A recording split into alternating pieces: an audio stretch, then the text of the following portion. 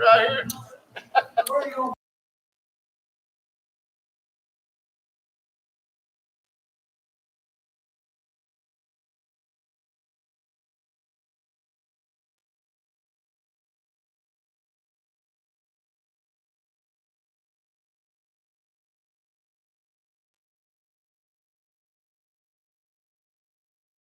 Old Tommy Jones is bragging about paying us both.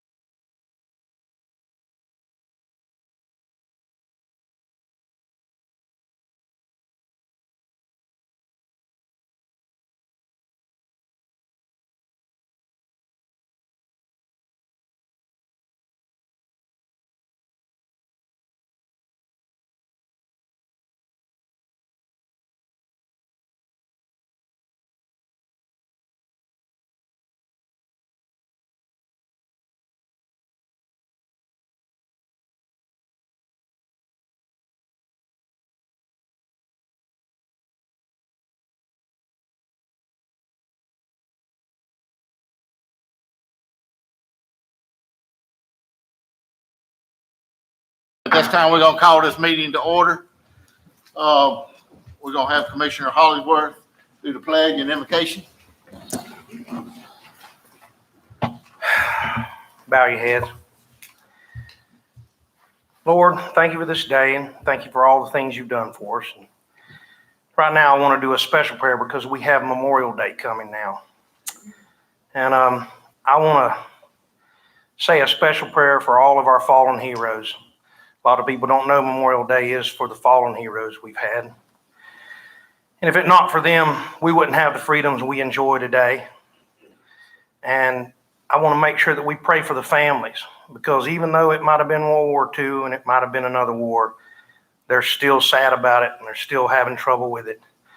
And it is the ultimate sacrifice. This county we love so much probably wouldn't be here if it weren't for those people.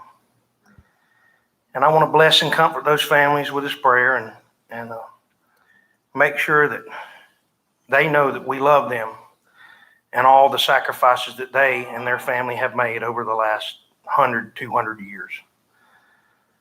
In Jesus' name, amen. Amen. I pledge allegiance to the flag of the United States of America and to the republic for which it stands, one nation, under God, indivisible, with liberty and justice for all.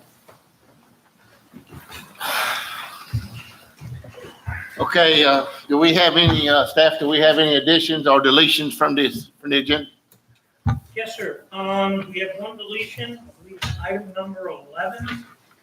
There's been a change in the compensation package. We've renegotiated the agreement, and we got the final copy back this morning. We have time for the attorney to review it. So it's still something we wish to pursue, but at this time we'll put it on the next agenda.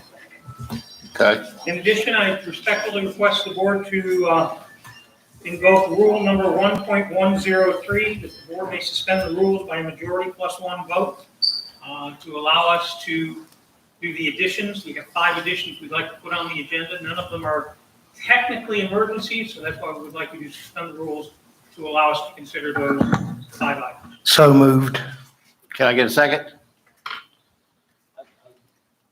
We're invoking rule number what is the number? 1.103. Basically, so we can add additions onto the agenda. You said there's not a rush then? They're all time sensitive, but they're technically not an emergency. I think Joel can explain better than I can. They were all brought up by the commissioners, by different commissioners at the last, after Friday, the issues that they had in their district. Got a motion and a second. All in favor? Aye. Any opposed? Okay, it's passed.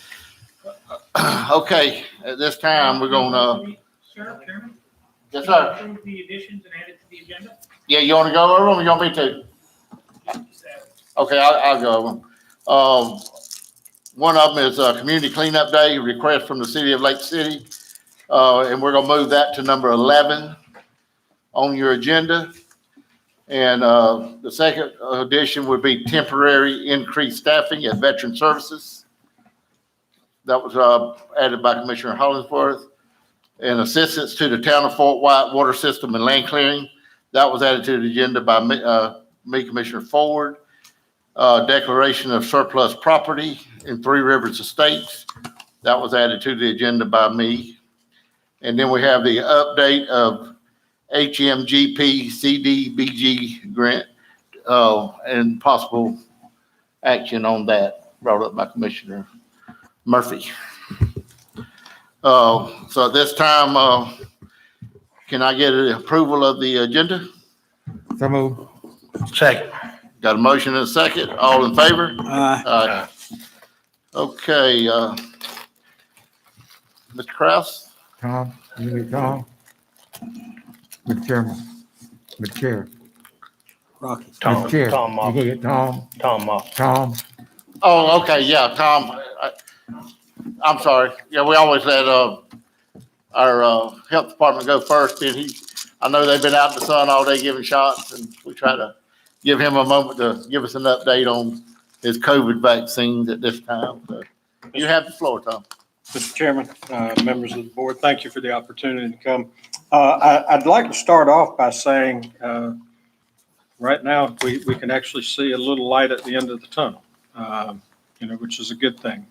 After 14 months of this, just to see that we're heading in a good direction, and as you can tell by the governor's executive orders and direction of the legislature, come July 1st, we're going to be open for business. So that's a real good thing.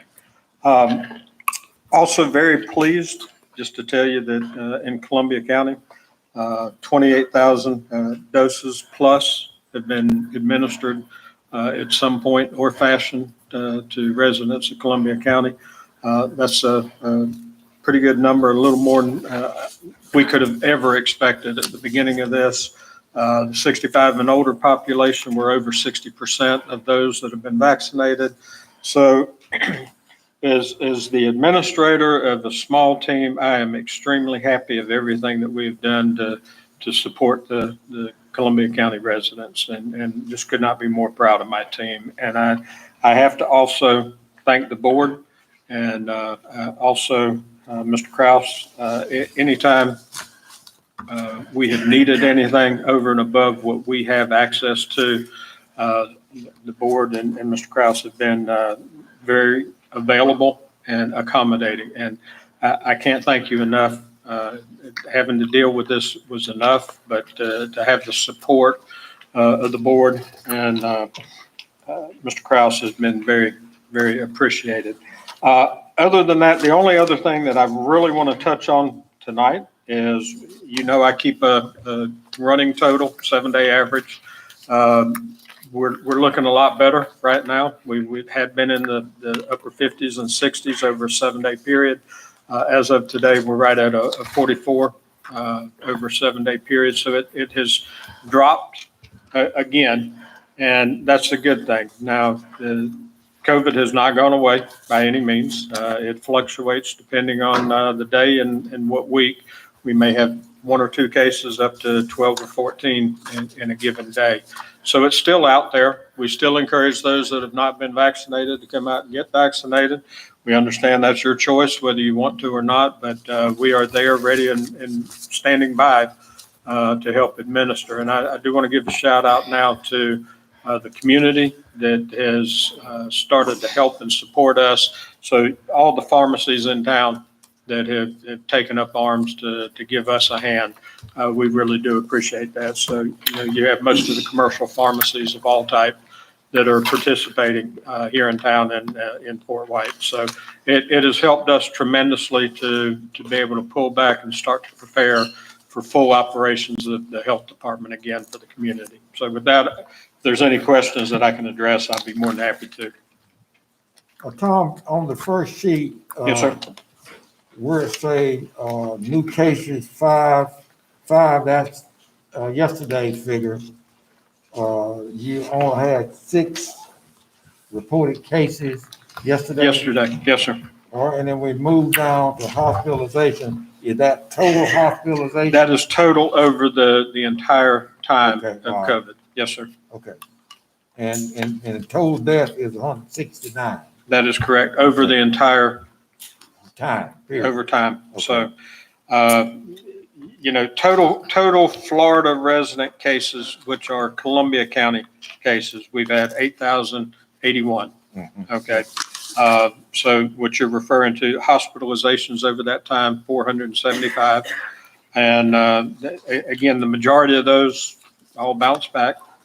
Okay. And then the deaths that you're asking about, 169, that's over the entire time. And the state, I'm glad you brought that up, and I'll touch on it in just a second. Somebody who had COVID, and it could be up to 30 days after they're recovered from COVID. There's a definition that the state and federal government has. So it could be up to 30 days after COVID that an individual passes, that it's actually classified as a COVID death. Tom, in this total number, Yes, sir. do you have the number of infections came out of the prison system separate from the total number? Okay, so there is a correctional related, okay, and please understand the way it's done, it's correctional related Columbia County residents. So it could be correctional staff that actually work in a different county, okay, but they reside in Columbia, and it's also Columbia residents in-house. So there's a total of 1,678. Okay, all right. So, and, you know, that correlates, it's a little over 20% of all our positive cases in the county.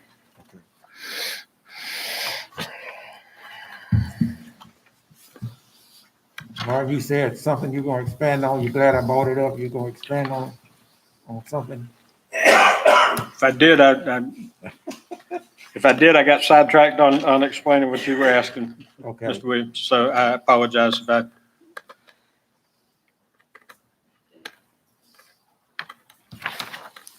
Any Tom, other? I would just like to say I said it before, you done a great job. You led by example. You have a great team behind you.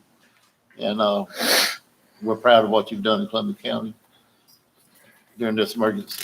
Thank you. Thank you. Very appreciative. All good stars for you. Sir? All good stars. Thank you. Thank you. Any more questions? Thank you, Tom. Thank All you, Tom. Gentlemen, thank you. Appreciate your time. Okay, at this time, we're gonna have County Manager, Mr. David Kraus up. A public hearing for, it's gonna be the second public hearing for CDBG Economic Development for HACO, $1,500,000. Before I get started, I just wanted to mention, Commissioner Witt wanted to be here tonight. As the board knows, he has a daughter that is getting her master's degree in North Carolina, and so he was unable to attend as he's attending that ceremony. But he did let us know what his thoughts were on the agenda items, and Yeah, this is only something he's gonna get to do one time, so I don't blame him a bit for being at his daughter's graduation. so it's a master's degree in music ed, so that's pretty Master's good. degree, the big one, yes. So the first item is the public hearing, the second public hearing on the Community Development Block Grant application. As you remember, we had a first public hearing where we said we wanted to apply for an economic development grant. We can't apply for the other grants because we've already applied for them. So economic development is pretty much the only grant we can apply for right now. We have an industry that's interested in it. Once we did that, we went out and looked and talked to the industry and did some investigation. And I hope you guys remember Corbett Alday from Guardian Community Resource Management, who helps us with these programs. And I'm going to turn it over to Corbett. Thank you, David. Thank you, commissioners and citizens. Corbett Alday with Guardian Community Resource Management out of Dade City, Florida. For the record, it's my pleasure to come before you again. This is a second public hearing for a community development block grant program. We had a first public hearing on March 4th, which was to discuss what CDBG is and what you can do with the funds and how they must benefit low and moderate income citizens. We also had a fair housing presentation for points. We met with the grant business partner, and they are ameliorative to the project and being a partner in the project as was required. So today we're having the second public hearing to discuss the actual project and get your input, citizen input and board input on that. This is a 2019 grant. These are 2019 funds that still have not been used.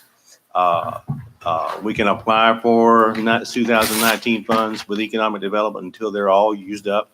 Columbia County is proposing to apply for $1.5 million in economic development funds for a fire suppression system for the airport hangar to accommodate expansion and job creation in the HACO. I don't remember if it's 3 or 5, but there is also an application with the city for the same type of need for a different hangar. So both 3 and 5 will be addressed by both the city and the county applications, similar processes. The facility is located, of course, at the airport, US Highway 90 West. A minimum of 43 new full-time equivalent jobs must be created. and at least 51% of those jobs must be made available to persons of low to moderate income. That's pre-employment income. Once they have a job, they can all be over income. This is the project location at the airport. Again, we're talking about hangar 3 and hangar 5. Fire suppression. It will take all $1.5 million as well to upgrade the fire suppression system.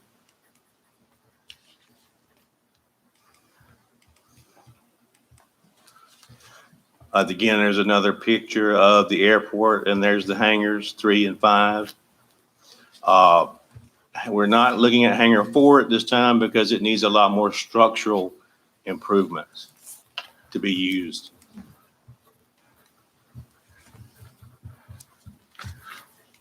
Pardon me. There we go. Budget, 1.5 million. We're talking about $120,000 CDBG admin budget, engineering of $160,000, and then fire suppression of $1.22 million for a total grant of $1.5 million. The cycle is open until funds are expended. We actually have to set a goal of May 31st for application, July 21 for an estimated site visit, and then in September, hopefully award and a release of funds next year as soon as possible. The environmental review process now takes a pretty long time. So we do want to get moving on this. The strategy will include commencing the HUD environmental review ahead of time to save those many months of time. And then January, estimated bids for construction would be in January 2023. The process now that CDBG requires is that before board comments, we open it up to the public, and then we bring it back to the board, and then we take action on whether or not we want to sign this application. And I'm here for questions.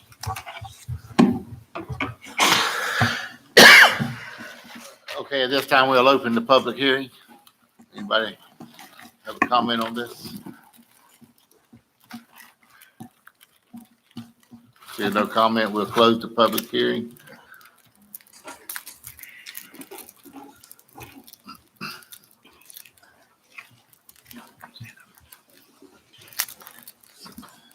Any discussion? Nope. I probably pretty Any much discussed it at the last meeting. That's what we're here for. We just need a motion brought forward to, So move. Second. got a motion and a second. All in favor? Aye. Aye. Thank Thank you y'all. very much. Thank you. Okay, Mr. Chairman, I move to approval of the consent agenda. got a motion. Can I get a second for approval of consent agenda? Got a second. All in favor? Aye. Aye. Also approve the adoption of the consent agenda. Second. Got a motion and a second to adopt consent agenda. All in favor, say aye. Aye. Okay, Mr. Foreman, County Attorney. Thank you, Mr. Chair.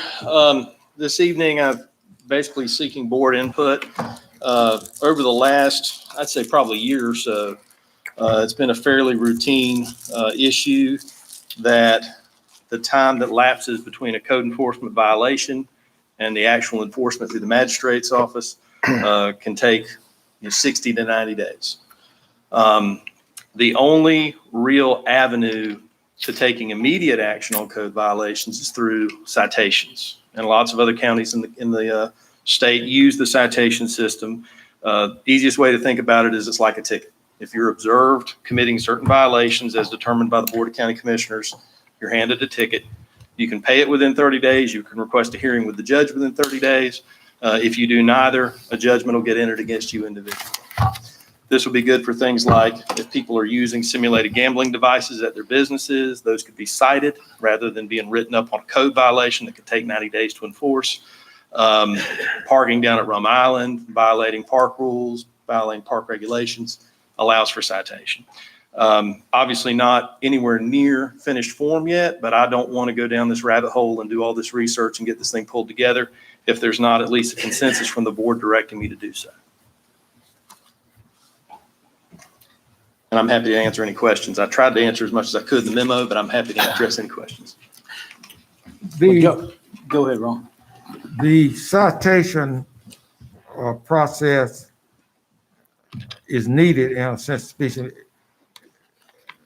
I understand that we have some problems down at Rum Island.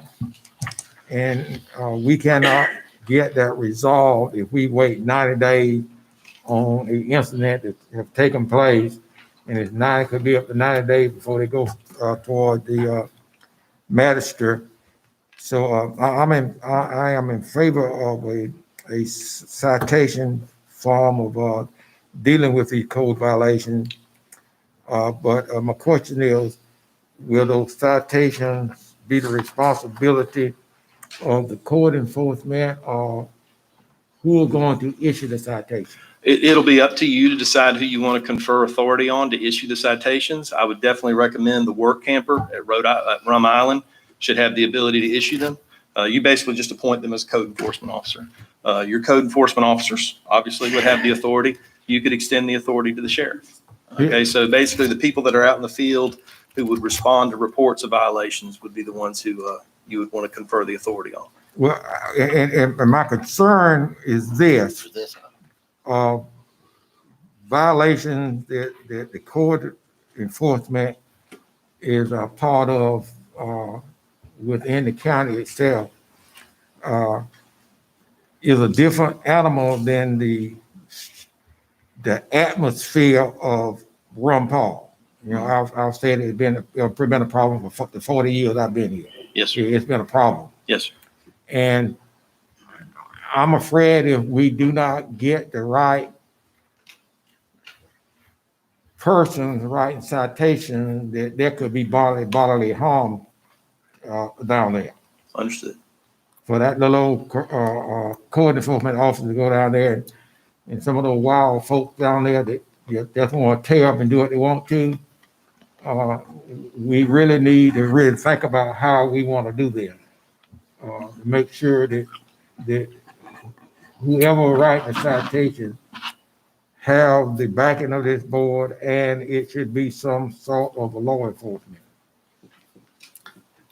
Well, I would think we would give code enforcement the authority to write it, but I think we should give the sheriff's office the authority to write them also. And like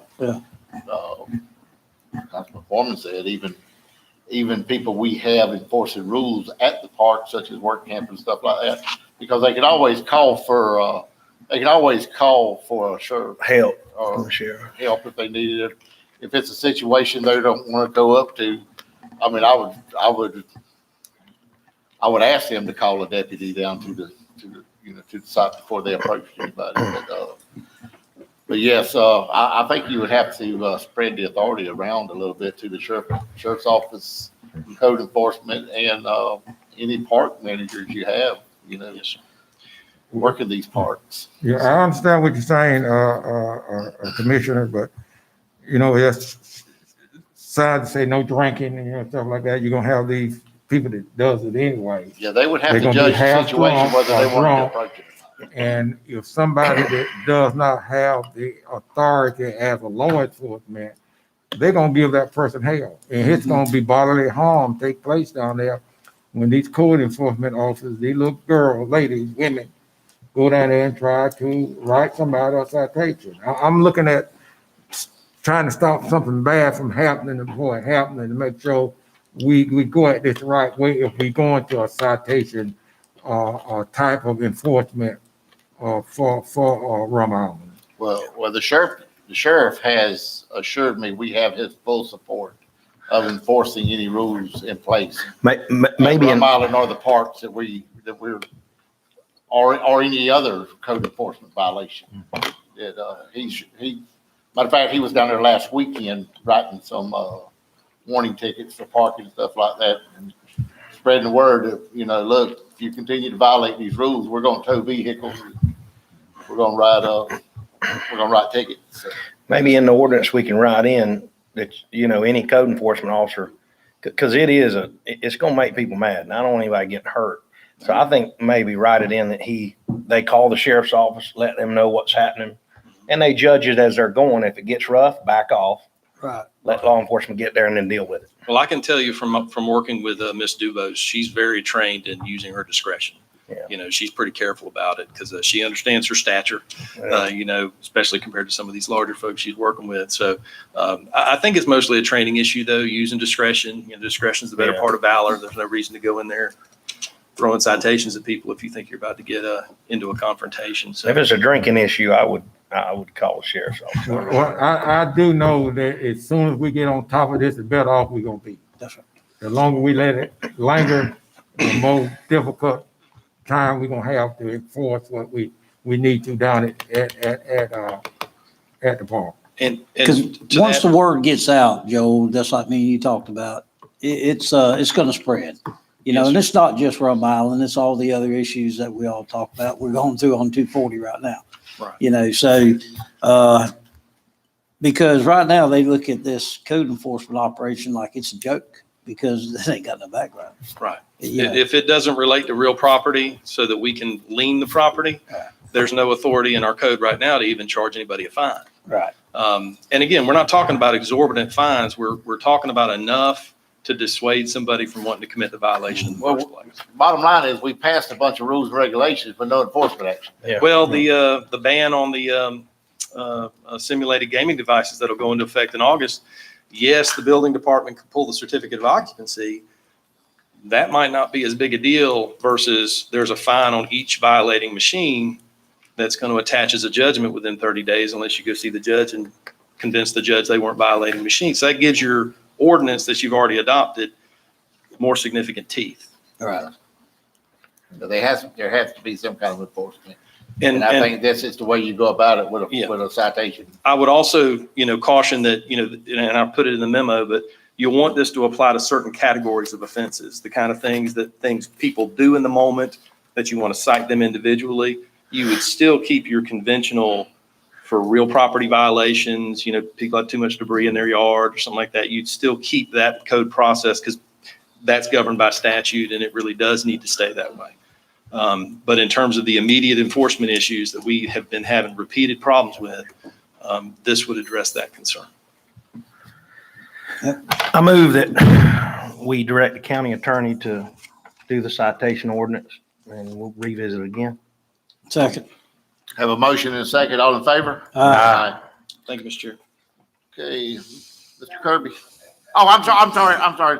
Mr. Looker wanted to speak on that. I'm sorry. He looked right over top of you. Yeah, Steve. I did. I'm sorry. You gotta start sitting on your Yeah. books. You're usually up here. It's almost a bitch. It's almost Yeah. a habit. It's a bad Yeah. habit. Just overlooking you.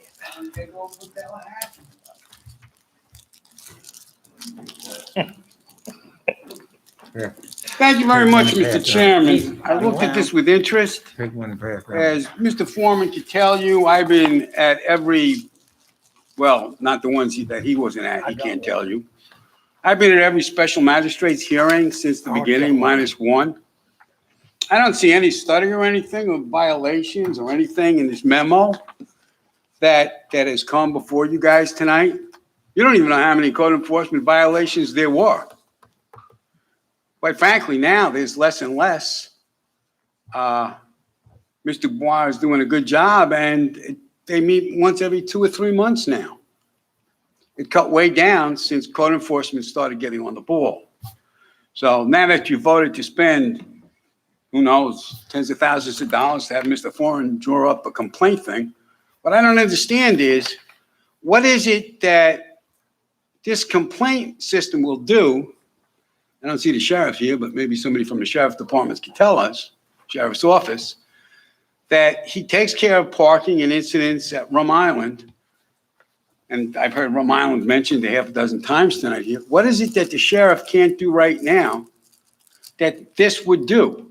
It sets a fine amount of what you could write the citation for. We don't have that now. So what happens if the sheriff goes down there? What does he just say? If you're parking in the wrong spot, we're gonna get your car towed? And that's it? Say that again. I'm sorry. I'm sorry. I think this change in the speakers kind of like screwed everything up. If the sheriff goes down to Rum Island now and somebody is not doing the parking the way they're supposed to, the way it's posted, The sheriff goes down there and says, listen, you got to do what you got to do. Most people are smart enough, if they're sober, not to argue with the sheriff. So what is that this would do that the sheriff can't do? That's what I don't understand. Well, you're talking about Rum Island, Stu, but just an example, what it can do is some of these vendors that haven't paid the franchise fee, that's still utilizing it, that'll give them the authority to go, and you start hitting at $500 pop, they'll be more willing to pay that $1,200 franchise fee. And nobody else could do that? I mean, there's nothing else in the county that enables you to, Sheriff's law enforcement, and, this code, set by. so that would be code enforcement. So code enforcement, I'm not being argumentative. Mhm. So code enforcement could already enforce that code. But they can't write a fine. Can't write a fine. They can't write a fine, right? So the only other option would be is if they're violating it, even if you don't find them, then obviously not going to get a permit, 3 warnings and you don't get a permit. Well, I can't speak for that, but what I can say is that this 90-day process, you go in there, they give you a notice. 30 days later, I'm gonna come back, see if you're doing any better. Well, you're not, now you're in violation. I'll come back another 30 days. Then 30 days after that, then you send it forth and try to get a hearing with the magistrate at their leisure or their schedule or whatever. So you take a situation, I've been here for a little over 4.5 years, and I can tell you, we've been to one guy's house south of town probably 7 times. He runs it right up to the end, does a little better, boom, back and forth. They know that they use the system. But this one here, when we go there that first time from now on, we'll hit them 500, whatever the fee is. You start hitting them in the back pocket, they'll straighten up. Some of them. I ain't gonna say it's gonna be So will there be warnings in this system that they get a warning, or you just going to nail them to the wall the first time? There'll always be warnings before there's fines. Thank you very much, Mr. Chu. Not for you. Okay, No warning for you. Mr. Kirby. Good evening, Mr. Chairman, members of the board. I have 5 items for your consideration tonight. First is waste tire hauling out of the landfill. We went out to bid, got 2 responsive bidders. One is Pritchett Trucking and the Recycling Center. We did do an optional bid at load versus tonnage. So Pritchett come in at $16.45 per load, or $117.50 per ton, and $6,000 for the Recycling Center. So when we take a look at Pritchett, we have about 32 loads annually for 14. I've got some of my glasses, $14 and change for 107. Oh, bear with me here a second. $117.50. The cost per ton are at $18.96.70. So at the end of the day, it is very obvious that we are better off to go by the load versus by the ton on the Pritchett bid.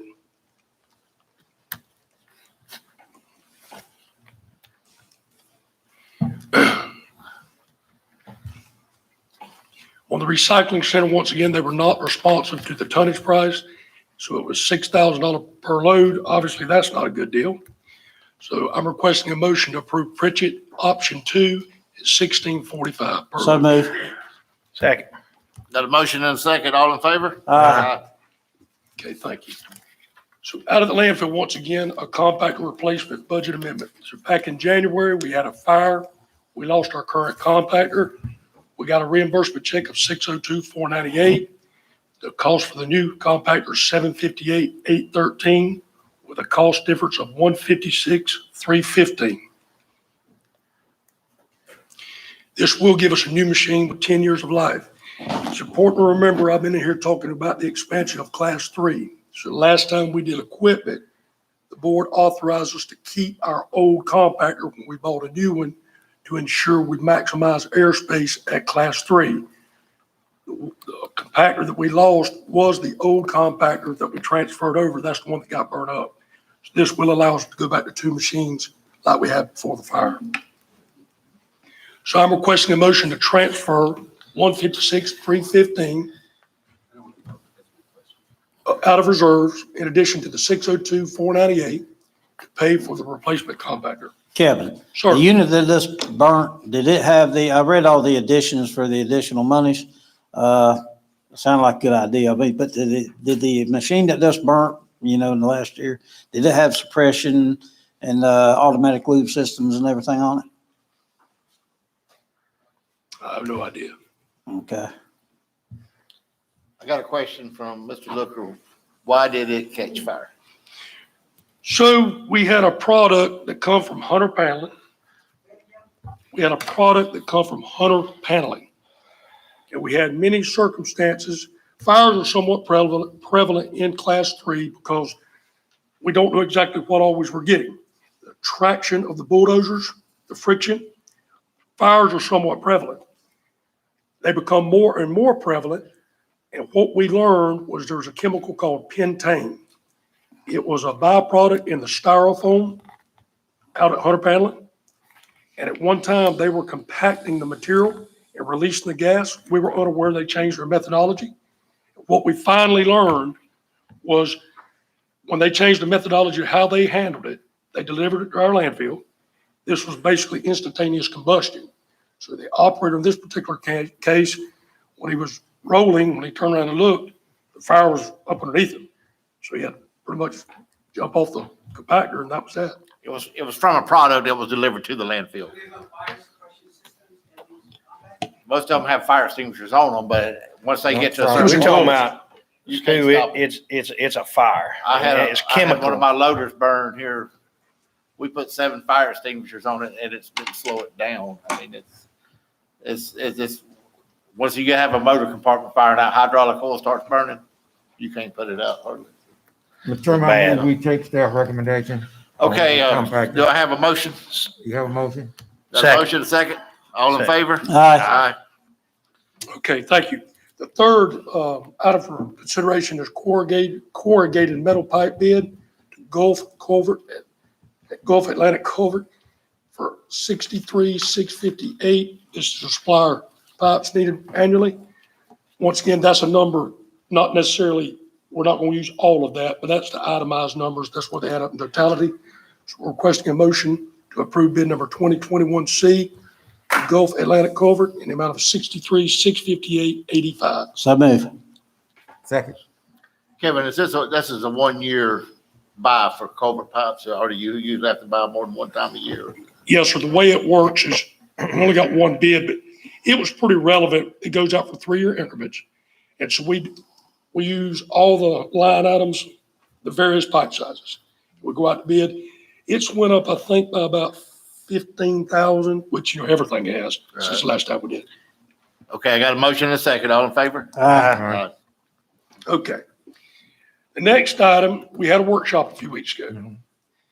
This is what we came back with after I got the general consensus of this board in the workshop. This is your contract versus your inmate. So we talked about green maintenance and cleaning, $235,960. We did have that lower bid, but they had some problems. But this is what we talked about 3 weeks ago. So I'm on the consensus of this board. You asked me to come back in front of you, so that's what we're here for. So I'm asking to approve bid number 2020 DD and contract to green maintenance and cleaning, in the amount of $235,960. Kevin, now this is the bid that we're replacing the work that the inmates were doing. Correct. That is correct. Okay. So move, Mr. Chairman.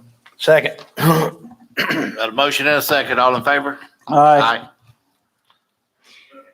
Final thing I have for you, once again, in the workshop the other day, we received one bid. This is for your roadside mowing. I was requested by this board to provide a red line struck version of existing new contract versus the new proposed contract, which I passed out a while ago.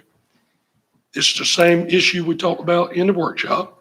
So I'm requesting a motion to approve bid number 2021B, roadside mowing and litter removal to Boone Improvements, in the amount of $308,487. So move.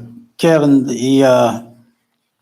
if you would, explain to the board the changes that we made in that, please. Sure. So the first thing we did, we took the litter removal cycle change from 35 to 38 working days. That's how we govern this contract. If they go over the allotted days, they get penalized, basically LDs. As I go down, you'll see the reasoning for that.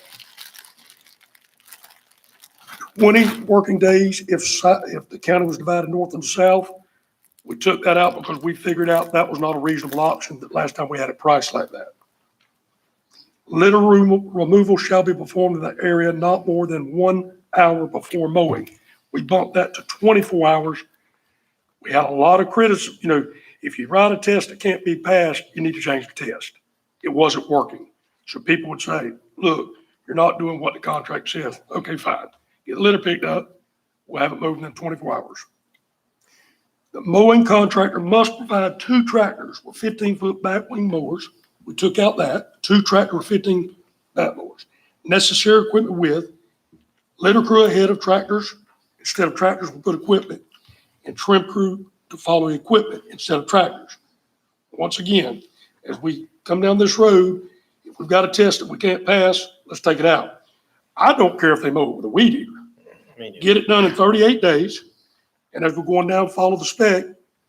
But people pay a lot of attention to this mowing contract. Yeah. So if a tractor breaks down or whatever it is, as long as the guy can get it done in 38 working days and it looks good, if we got language in there we're not going to follow, let's take it out. Workmen will wear orange safety clothing. We just put safety clothing. Why did we go from 35 to 38 days? Approximately 514 miles of road initially. We're now doing 533 miles of road. 17.4 acres. Now it's 25.6 acres. Once again, complete each mowing cycle within 35 to 38 days. Once again, 35 to 38 days. And I'm just not summarizing what was redlined. For base bid and 20 days, zone bid. We're not doing base bid and zone bids. So we just cleaned the contract up. Added cut to a height of 4 plus or minus will not exceed 12. So we initially had in there 4 plus or minus inches. There are some areas, the more we put in sidewalks, the more we do, there are certain areas that are not applicable to batwing mowers. So when we get in those hills and valleys that the machine's not able to break over properly, we're trying to assign all those urban areas to the contract we just discussed prior to this one. But we're going to allow our Mode-Side Rowing Director, Clint, if he feels like they did the best way they could, that's that. So we went from 4 plus or minus to the ½ inch, still in there, other than areas not applicable to batwing mowing. And then the mileage change, 514 to 533, letter 514 to 533, special project 17.4 to 25.6. Those were your changes. And Kevin, on the part that you just spoke about going to the 12, me and Clint's had, a bunch of conversations over the years relevant to this. Was this a problem a lot in the county or just minding your headache on? Very isolated, very isolated. So I just don't want to see the other commissioners get caught just because I had a problem out there. I mean, because my point's simple as this. We've been roadside mowing around here for how many years? 30? And the contract read the same before that.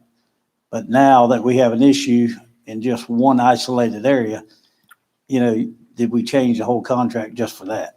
No, sir. What my point is that the rural mowing that we just gave to whatever the name of the company was, there, Green South, The urban mowing. they mow within 600, 700 feet. Do the rural mowing. So, and we're talking about an area about from here to the highway, so I just don't want the other commissioners to get caught up in an issue that me and you and Clint's been dealing with for, 4.5 years myself. And I know y'all dealt with it before I got there. So, I just want to be respectful of there because I know Ron's area's got issues just like that road. But in defense of the mowing contractor, the last cycle, the gentleman that we always have complaints by, says best it's ever looked in all the years they've been mowing. So, I kind of rest my case that job can be done, with just a little bit more diligence. Sure. Okay. I had a motion. Yes, sir. Kevin, the specification on the 4 plus, ½ inch, more or less, is that DOT standard for the height of grass being mowed? Commissioner, I've never validated as it relates to DOT. It probably is an equal standard. And what Commissioner Murphy's alluding to, we had a couple situations just happened to be in his district that basically some constituents felt like it's in the contract, it's in the contract. So we don't care what the situation is, it should be per the contract. So what Clint pointed out to me was, look, if we're going, especially when you were going to contract this other out, so let's be mindful of something. We were paying $175,000 annually to the prison, and we supplied the van, the vehicles and the mowers and whatnot. But this got reduced by roughly $80,000, the same contractor.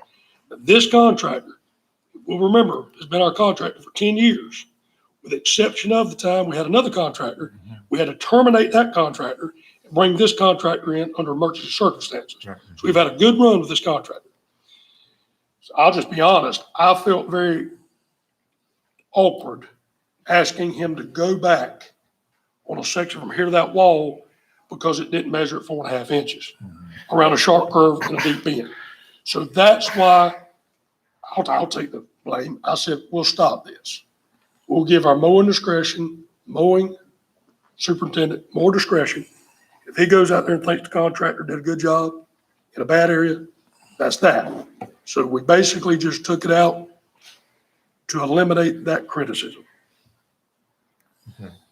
Because it would be rough on a contractor if one area he got to mow lower and the next area he raised his mower back up. It should be consistent throughout. My opinion, this board might disagree with me. I think we're mowing for safety purposes, right? Yeah. We're not, for $300,000 to do this whole county, we're darn sure not doing it for cosmetic purposes. Not doing it because what, Kevin? What'd you say? We're not doing it for cosmetic purposes for Okay. $300,000. And he reduced his fee, $80,000. $80,000. And he we was didn't the only ask him bidder to do too. that, and he did that on his own accord, which is pretty He amazing. did, and that's where I was going with this. Between this and your new urban contract, you're relatively budget neutral Right. because we lost our prisoners. I'm gonna tell you, I think he's done an exceptional job in my district. I mean, I've had no complaints about it. And he is, don't forget, the only one that bid this. You know, and surrounding counties throughout the state of Florida, these type of contractors are falling by the wayside by the day. That's what happened to us on the one, when we had him, we lost him. Yeah, I mean, there's Yep. people ain't doing it no more, you know, for the liability aspect and what have you.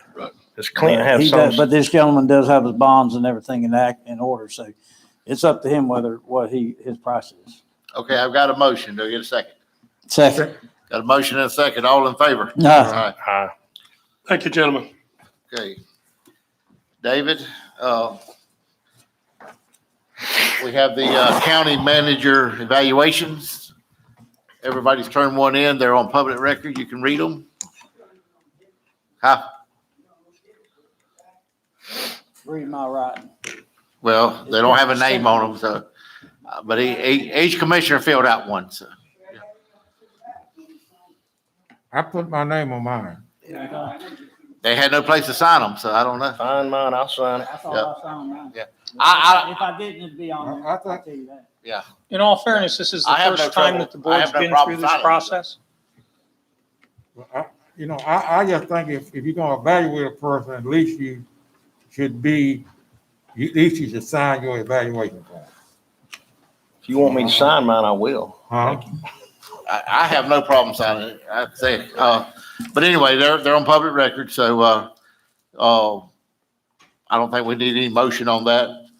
Resolution number 2021 R-03 and resolution number 2021 R-04, updating building and zoning fee schedules. Let's move And on. we can take these separate as we go through them. Yes, Basically, the building and zoning department is supposed to break even.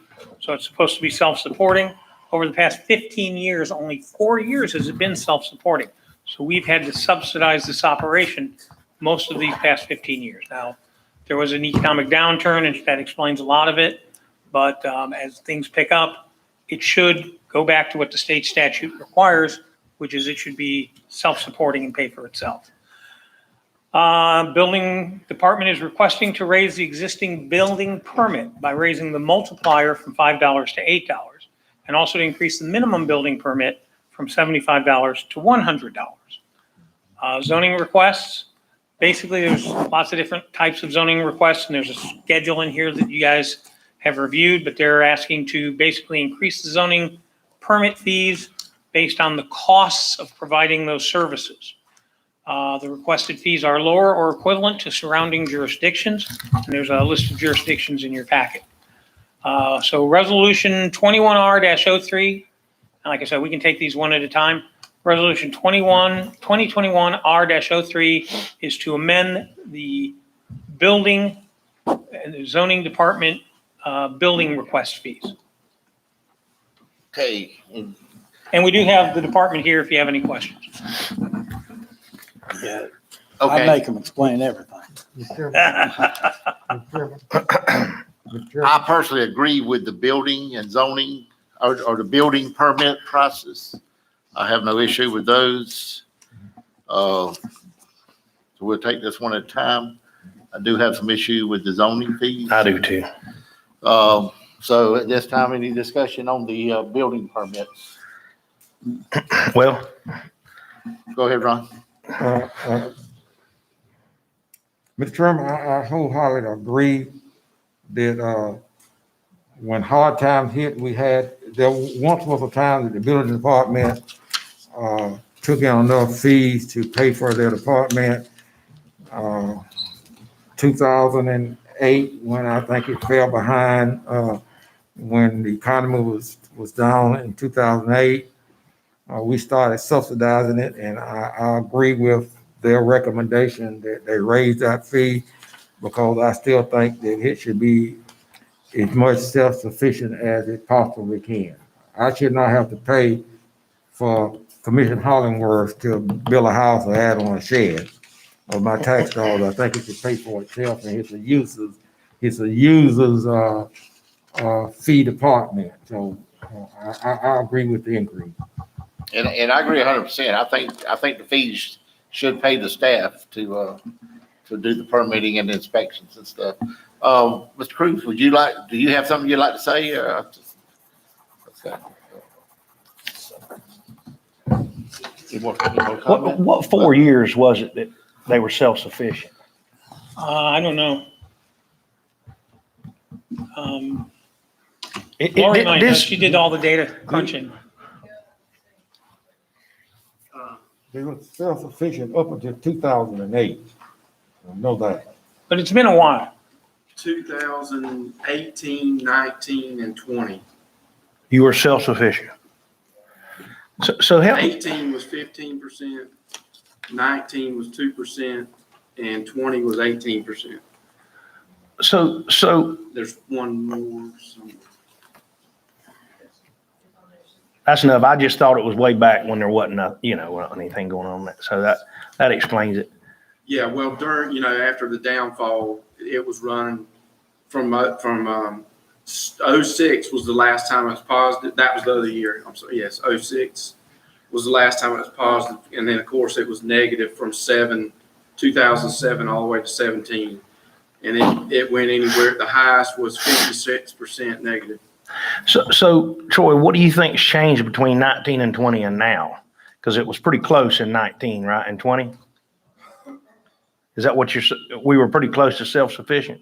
19 was 2% positive, yes, sir. Okay, so what's changed between Number of permits is picked up. number of permits has picked up? So, Tremendous. okay, But in addition, our operating costs increased because Right. of the cost of building inspectors went up significantly. Yeah, Keep in mind too, commissioners, we do not have an impact fee. yeah. right.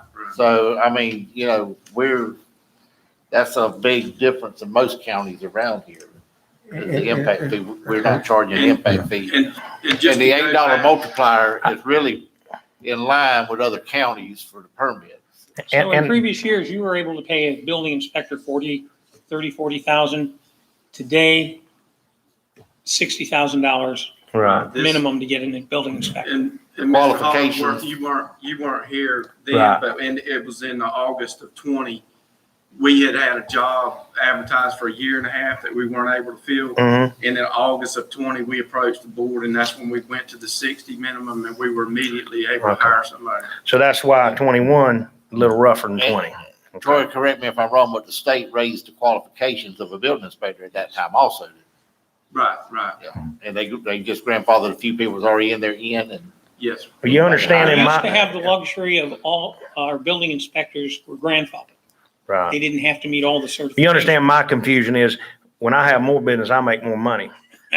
When y'all have more business, y'all make less money. That's, you know what I mean? That's what I'm saying. I could see you being kind of behind when you didn't have a lot of business because you got people sitting around, but when you're really working hard, you'd think, more money would be coming. And Robert, you can go back to 2008, start 2006 to 2008, up to about 2011 or 12, somewhere in there, that from the downsides of the economy and constitutional amendments from the Florida legislature, the millage rate that we had in 2008 that we lost in that downside, we didn't get back on the plus side from the amount of millage Right. money that the millage brought in 2004 and 5. We didn't break even with the same amount of dollars until about 2011 or 2012. So it just stayed flat for that whole while there since. Yeah, and I'm like Rocky. I don't have a lot of problems with the building. I just want to understand the logistics of it. Why, when you're busier, you make less money. So that And was- also, when we hit the lean years, the department downsized. Okay. So now we're getting more business. We're trying to get caught back up. Okay. Do I have a motion? Mr. Chairman, I move that we adopt a resolution to raise the building fee from $75 to $100. Second. Okay, I have one comment card on this. On this motion. No, we're going, Right. This one is for We're going through 'em. 2021 R3, which is strictly the building fees. it's for the building permits. building Yeah, all the fees. building permit fees. Not just one fee, there's several fees. The in there. multiplier also should be in the motion. Hey, I think he needs clarification on that. Yeah, I think, the way Ron made the motion, it was just like, Yeah. just for one fee, but it's for everything with the building permit. Am I Everything correct? under resolution. I guess I would say is the, The clerk has the motion as to approve resolution 2021 R03. Yeah. The resolution includes both the 5 to 8 and the 75. Okay, Yeah. so that's a good motion. Yes, that's what we want. Okay, Steve, what's your, I just have one question without going, I'm opposed to this. Some of these fees are outrageous. I don't believe that there's any reason for them, but what statute says that the building department has to be self-sufficient? There is a statute that says that you have to have, and I left it on my tablet over there, that you have to have a schedule according to the Florida statutes that you haven't done, so you can't even raise the building fees yet. And I'll go back and get my tablet and tell you the next time. You can't even raise them unless you publish, hold on a second, I'll tell you what it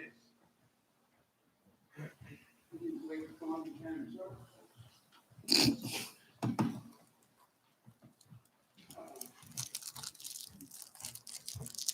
Get your attorney back here. I haven't found anything that says that the building department has to be sufficient. The only thing it says is that I could find is that the money that you collect from building department fees can't be used for general revenue expenses. It has to go back to the building department, which makes sense. But HB 127, section 3.553.80 says you have to make a report that says all the money you got based on the last year's audit, and you can't raise fees unless that schedule is published on the city county website. That's what it says. If you go to all the cities and a lot of counties, you'll see where they've already done this because you can't raise the fees without it. The legislature passed a law. Now, I know I've heard this board say sometimes they just want to do what they want and they're not really concerned with the law, but that's the law. HB 127, section 3.553.0, the governing body of a local government provides a schedule of fees shall create a building permit and utilization report and post the report on its website. Now, I will tell you this, Columbia County does not have that report. and you can't raise the fees. And that shows you how much money the building department collects from these fees, how much money is carried over from the year before. And where's the county attorney? Please look it up. But if you pass this, you're violating the law. I mean, I don't think that should stop you guys, but maybe you should think about it, because I know I'm right. I mean, there's counties that do it, there's cities that do it. And anybody that looks at it, you might want to recess on this one and move on with the agenda until Mr. Foreman has a chance to look for it. But that's not on the county website. And the other thing is, it says the direct cost and reasonable and indirect costs associated with the review of building plans, building inspections, re-inspections, building permit fees, and all that stuff cannot fund anything else. Doesn't say any place that the building department has to be self-sustaining. Now, if you guys want to make it that way, that's up to you. Thanks, Jay. But you're in violation of the law right now, and I think you need to hear from the county attorney, not a bunch of building department guys. Commissioners, the statute he's referring to, and I'll read it verbatim from the statute. It says that the government body of a county authorized under this section or section 553.8 shall issue fees to issue fees shall post its permit and inspection fee schedules in its permit and inspection utilization reports under 553.80 on its website. We post our fee schedules on the website, both the zoning and the building department fees. So we are in compliance with that statute.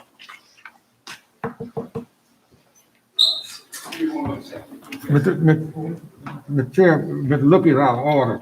Let him finish up. I mean, he's. I have permission to speak, Mr. Chairman. After December 31st, 2020, a local government must update the utilization report before amending its building permit and inspection fee schedule. Columbia County has not posted this report. It doesn't even know what the report is, apparently. I mean, you're paying a county attorney $150,000 a year, so Thanks. you haven't done that. Thank you. Okay. You're very welcome. Cool.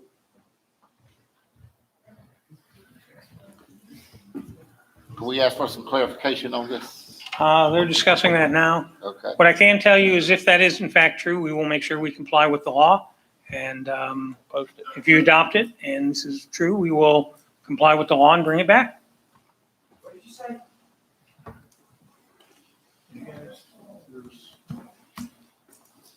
I don't know what Mr. Lilk was reading from, but that's not in the statute. Okay, thank you. But again, we will make sure whatever is, we will comply with the law. Oh, you can't pass it. Be in compliance. It's over there. Well, we say we are complying with the law. You say we're not, we're gonna pass it and have passed it. You got county attorney. Mr. Lucker. Yeah, please. All right, Joe. Do you have a statutory citation? You cited a House bill. That doesn't mean anything. Yeah, it's 3.553.80. That's not a statutory cite. Well, go look it up, man. That's why- No, that's not a statutory cite, Mr. Go look it up. Okay. I can't. All right, we're not gonna get an argument tonight. Gobbledygook? No, we're not gonna get an argument. Okay. If the Our board, county attorney says we're, if the board were to adopt this tonight, yeah. and it turns out it is not compliant with the law, it would nullify the vote. We would then comply with the law and bring it back to the board at that time. Okay, I have a motion. Do I have a second? Second. All in favor? Aye. Okay, let's move on to the, So the next resolution is 2021 R4. It is specifically a code of fees for the zoning and comprehensive land use plans. These are based on the costs of staff time, the costs of advertising, the cost of posting signs. And again, the fees were set based on the belief that we want them to be self-supporting. You have anything you want to add, Brenda? you have a chart up there? So basically, when I was asked to look at my fees and do an analysis of what it cost us to process applications and what we currently charge, what I found was there was a lot of subsidy by this board for developers applying for development applications. And so the proposal was to increase those fees that we were subsidizing, that was costing the county money, and pass that to the developer instead of the taxpayers.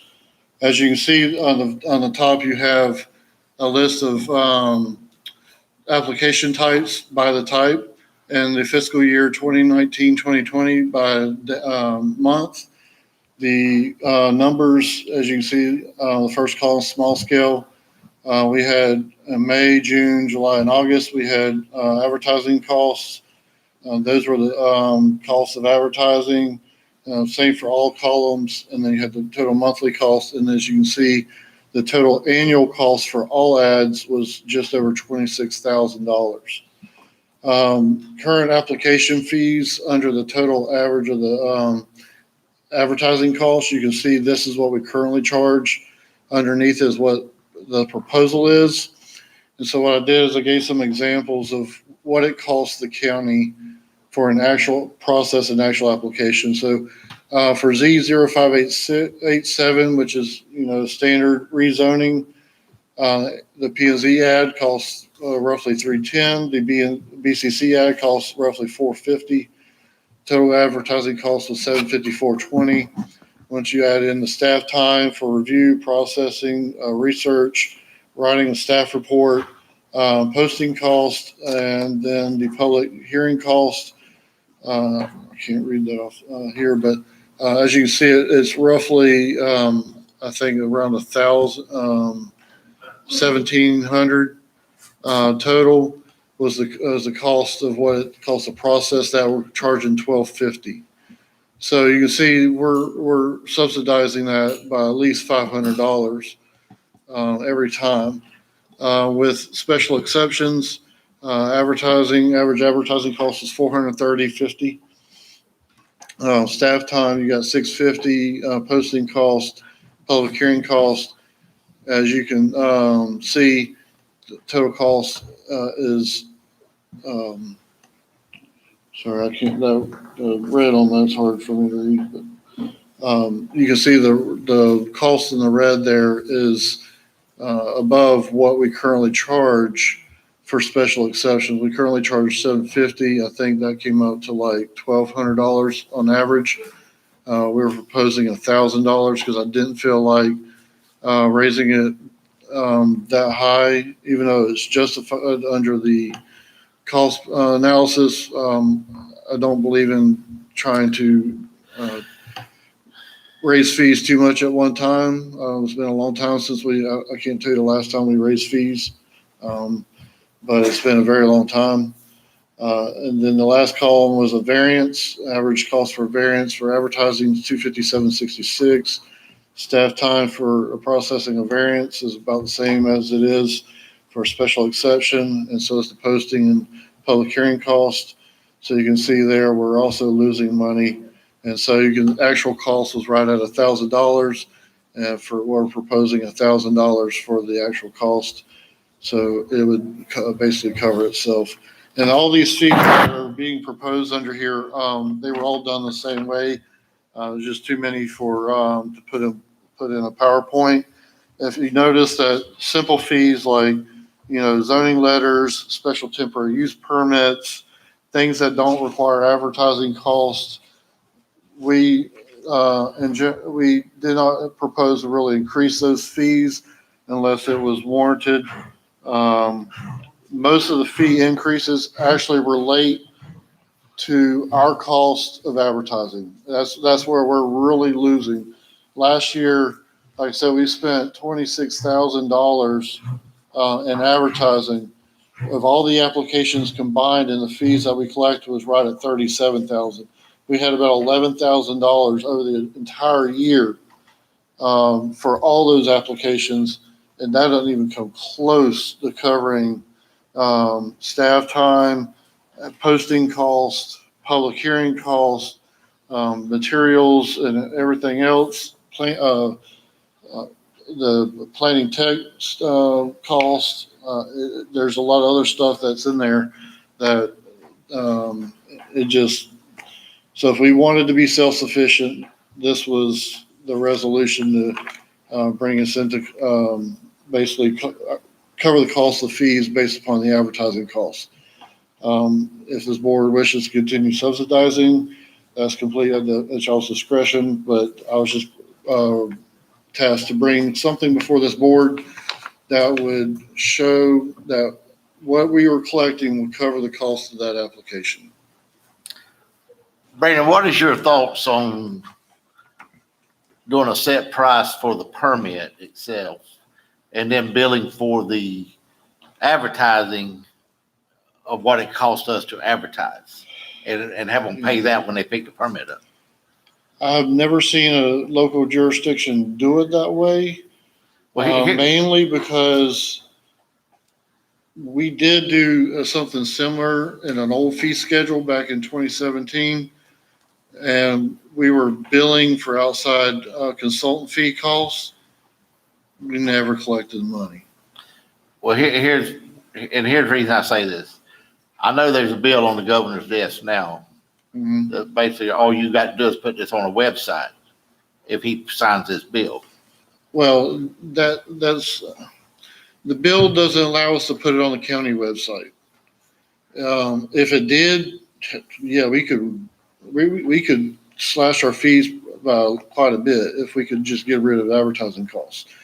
But when I read the bill, what it says is a local government shall have the opportunity to place it in a paper, whether it's printed or they can publish it on the paper's website, not on our website. So my prediction is the Lake City Reporter is not going to charge any less money for them to post it on their website as they are in the actual general circulation paper. If it comes back that, they may not even provide that option. That's assuming that the Lake City Reporter even provides us with the option of posting it on the website only and not in the paper. If they don't provide us that option, then we don't have that option to go by. But if they do, and they greatly reduce the cost of our fees for posting it just on the website, and that's the direction this board wants to go, certainly, yeah, we need to revisit our fee schedule and compensate for that. And I do agree. But right now, this is based upon what our actual costs are. Well, I've had a pretty good discussion about this bill, and that's not the understanding. Yeah, that yeah, was I thought the whole told. purpose of the bill was to save money for the municipalities. You're right, there was, but there was a change in the end, and that what was proposed was not what was adopted. And I went after it was adopted and pulled the legislation that they do basically a summary with links to what was done. And I pulled up that bill, and correct me if I'm wrong, Joel, but when I was reading it, that's because, yeah, you're right. That's what was originally proposed. The county was going to be able to post it on their website. It wasn't going to cost us any money. We could get rid of all of our advertising costs, fees, but then what was adopted was not that. That's right. And we will verify.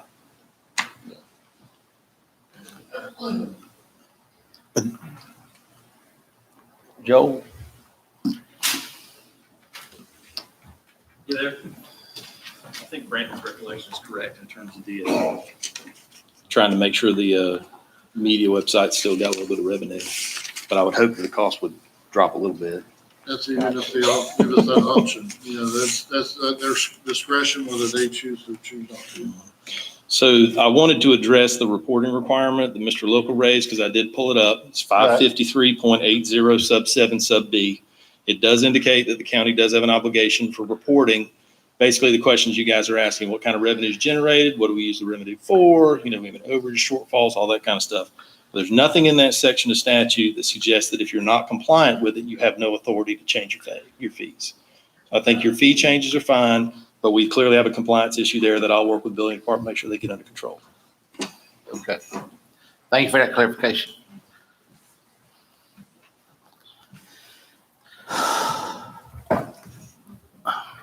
Mr. Looker, you had a card on this. Would you like to go ahead?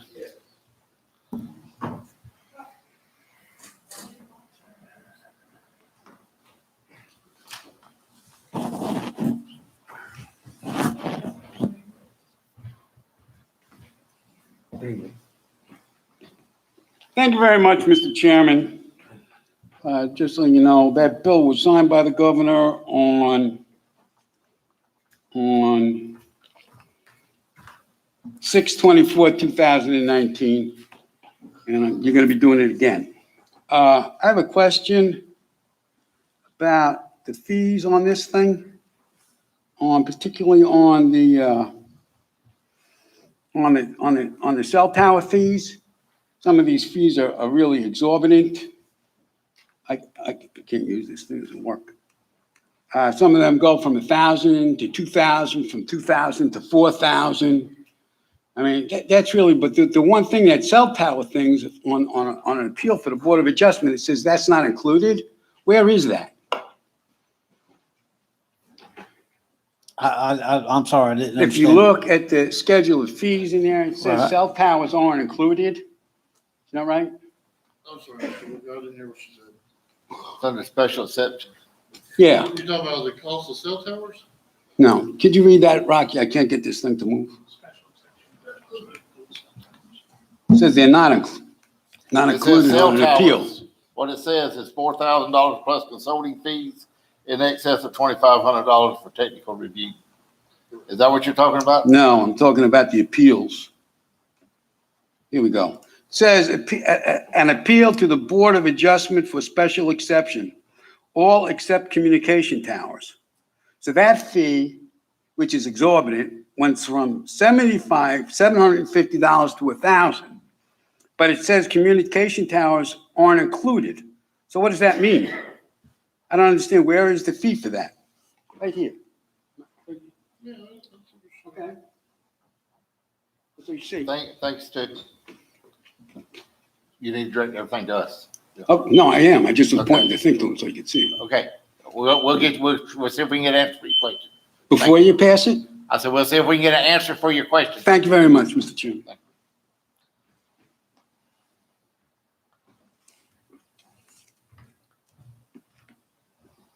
Okay, Mr. Chairman. Mr. Chairman. yes,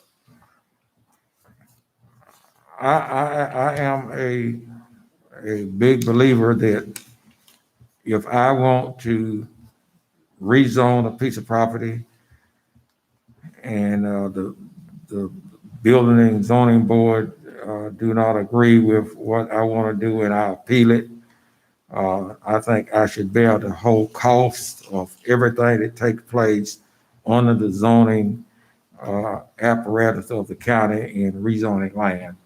When the comprehensive land use plan says it's designated for this use, if I need to change it to another use, I do not think the other citizens of Columbia County should be paying for my wishes of what I want to do when it comes to the zoning and planning board. And I support that being a standalone, self-sufficient, and recoup as much of the cost that it costs to do so by the petitioner. It's no more than right to do so. Now, if there is a mechanism in place from the legislation that was passed in this last session to streamline the advertising where you can save money by doing that, then so be it. We can go that way. But at the present time, I support all zoning applications be as close to self-sufficient as it possibly can. Is that a motion, Ron? Big pardon? Or is that, you putting that in place of I a put motion? that in place of a motion. Second. okay, I got a motion and a second. My thoughts on this is, I understand what we're trying to do here. I think we're jumping way too much at one time. I would like to see this phased in over a couple, 2 or 3 years to this price. I mean, on some of this stuff, you're almost tripling the price on at one time. I know,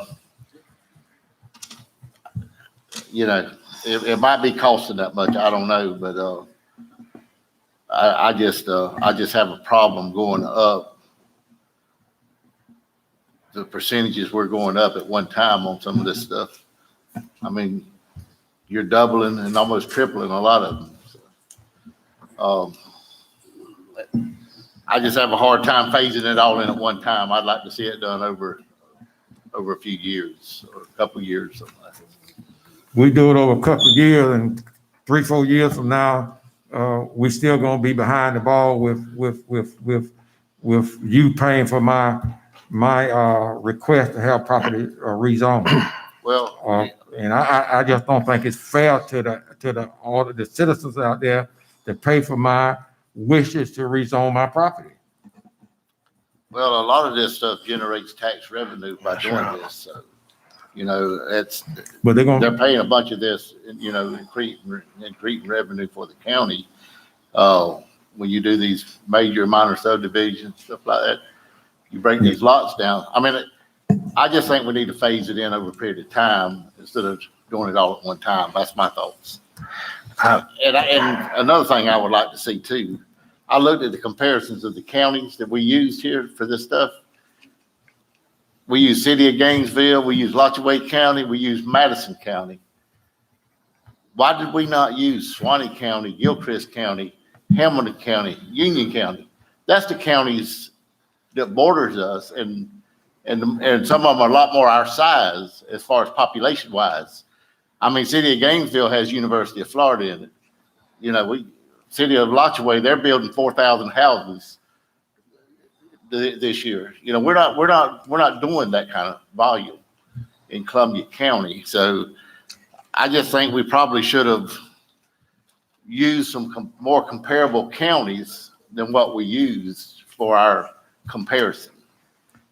Part of the difficulty there was some of the neighboring counties have lower cost points than we do. So when Brandon was looking at counties, he was trying to find counties that had similar advertising costs. So when Suwannee County had the Suwannee County Democrat, their advertising fees were just a lot less than the Lake City Report. So their costs were less than ours. So can we do that? Absolutely. If the board wants us to bring that back, we'll be happy to do it. But that was kind of why he picked the counties he did, because he felt the cost structure was similar to what our cost structure is. And I hope that one day that we'll get away from what another county is doing. And I say that because over the years, we've always, when it came to our employees, we always say, well, we taking an average county of our size, and this is what the pay scale, average pay scale is. The hell with that. Let's start paying our employees what we think they worth instead of average size. And I think it should be the same thing with this. You're not gonna advertise in the Suwannee Democrat. They don't have a paper now. If they got something in Hamilton County, it's gonna be less than it would be in Columbia County. We're gonna be less than what it's gonna be in Alachua County. And it's not fair for everyone else to subsidize me having my property rezoned. It's just not fair. I'm the one requesting it, and I should bear the expense of asking the county to rezone my property, not my neighbor. Well, I think you just made my point. I want to say something. Lachue County is going to or Gainesville is going to advertise in the Gainesville Sun. They're going to pay more than what we're going to pay in Lake City Reporter, I would hope. That's just what I said, but when That's you what I'm saying. said. So that's what I'm saying. You're making my point that I'm trying to Yeah, make. but the point you made was, the director just said, it's cheaper to advertise in a smaller county than it is in Columbia County. It's cheaper to advertise in Columbia County than it is in Alachua County. So that, to me, that don't have merit. Our in comparison the for decision. Lachue County, though. That's my thing. City of Gainesville, City of Lachue. I mean, Madison. I mean, that was our comparisons that we were given. Well, I still think it comes down to, if I want my property rezoned, that the rest of Columbia County should pay for my wishes. I should pay for my wishes myself to have my property rezoned. Rocky, can I speak? I'll agree with you, Ron, to the fact that, you know, there's opportunities out there for the major rezonings. That's going to be a big ad valorem impact to the community and what have you. This is we just had a discussion 15 minutes ago, we want to be sufficient. And one thing I just warned the board, there's a lot of extended costs this is fixing to be a very unique budget cycle. Irregardless whether all of us are working busy and everything, we are, but it's going to be a very creative time. And these costs are never going down. And what Mr. Williams said earlier, sitting out in that audience for years, we've overlooked, I shouldn't say overlooked it, we kicked it down the road as commissioners in the past. And it is, Rocky, I agree with you, it's a big impact. But I got to look back to the 5 major projects that just come to mind. Would these increases make the difference on them, whether they're going to come here or not? Absolutely not. The thing we went through in economic development here about a year ago with the Tim Williams proposal, Mr. Ford worked with us on that, or with me on that. It's ain't nobody come forth on it. And the zoning aspect, where if you're to that point, it ain't gonna make or break you. I don't care if it's a Dick's or if it's a Nick's True Motel out there. It ain't gonna happen. That's just been the research I've done. It's, some of your smaller little 25 unit subdivisions, hurts a little bit, but I think it's something we can overcome. Well, I do know that one of our major developers in this county hasn't paved the road now in 5 or 6 years, 7 years. She's buying property she can subdivide on dirt roads and 10-acre tracts because of the cost of development. So, I think it all adds up. I think it all makes a difference. So. Rocky, I agree with you. It's hard for me especially my district. And I'm not directing this to anybody, but probably more complaints have come to me about zoning issues with developers that are already here trying to get new zoning, trying to get new places built, different things done. It is probably my biggest complaint. And it's not all about money. It's just complaints I have. And it's not pointing at anybody. It's just, I'm going to have a hard time when a man comes to me and complains and his problem is solved at some point or isn't solved, and then saying, by the way, we doubled that fee.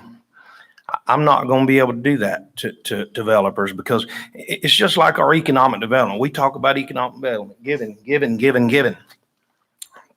These small subdivisions mean a lot to me too. And I can't say, all right, we're going to hit y'all for double and triple what we've been doing. To me, that's just a big hit all at one time. And we really don't know what our advertising is going to cost. I know that Mr. Stubbs said that he thinks it's going to be, probably not much, but I don't see the reason for the bill if that's true, because I just read headlines while we were talking and it said it's going to save a lot of money for the counties. Now, I may be wrong, because we really don't know what Tallahassee's doing, but for me to go one day and do something and it's $2,000, and 3 weeks from now it turned to $4,000, that's just a little much for me in my blood. So I understand that it's developers, but those developers, we were, back before I was a commissioner, we were talking about giving developers who are trying to build homes free money, taxpayers' dollars, to help them not have to pay taxes and get themselves on their footing so they can provide housing. Well, if a man wants to build 2 or 3 houses, this could change his mind. And those 2 or 3 houses are 2 or 3 more houses that I remember y'all talking about. The medical personnel out at the hospital needed jobs. Well, this right here could change a man's mind.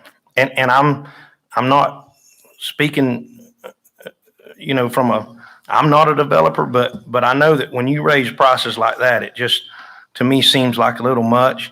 And we have developers in the room, and I just, I think it needs to be on a stairway, a stage, up a little bit at a time, and let's see how it goes, because when you're raising fees, doubling them and almost tripling them, that's hard for me to take. And I'm not going to tell those people that have complained to me about zoning and about the problems they've had getting zoning and then come to them, oh, by the way, that fee for that's doubled now. So now while you're complaining, here's you something else to complain about.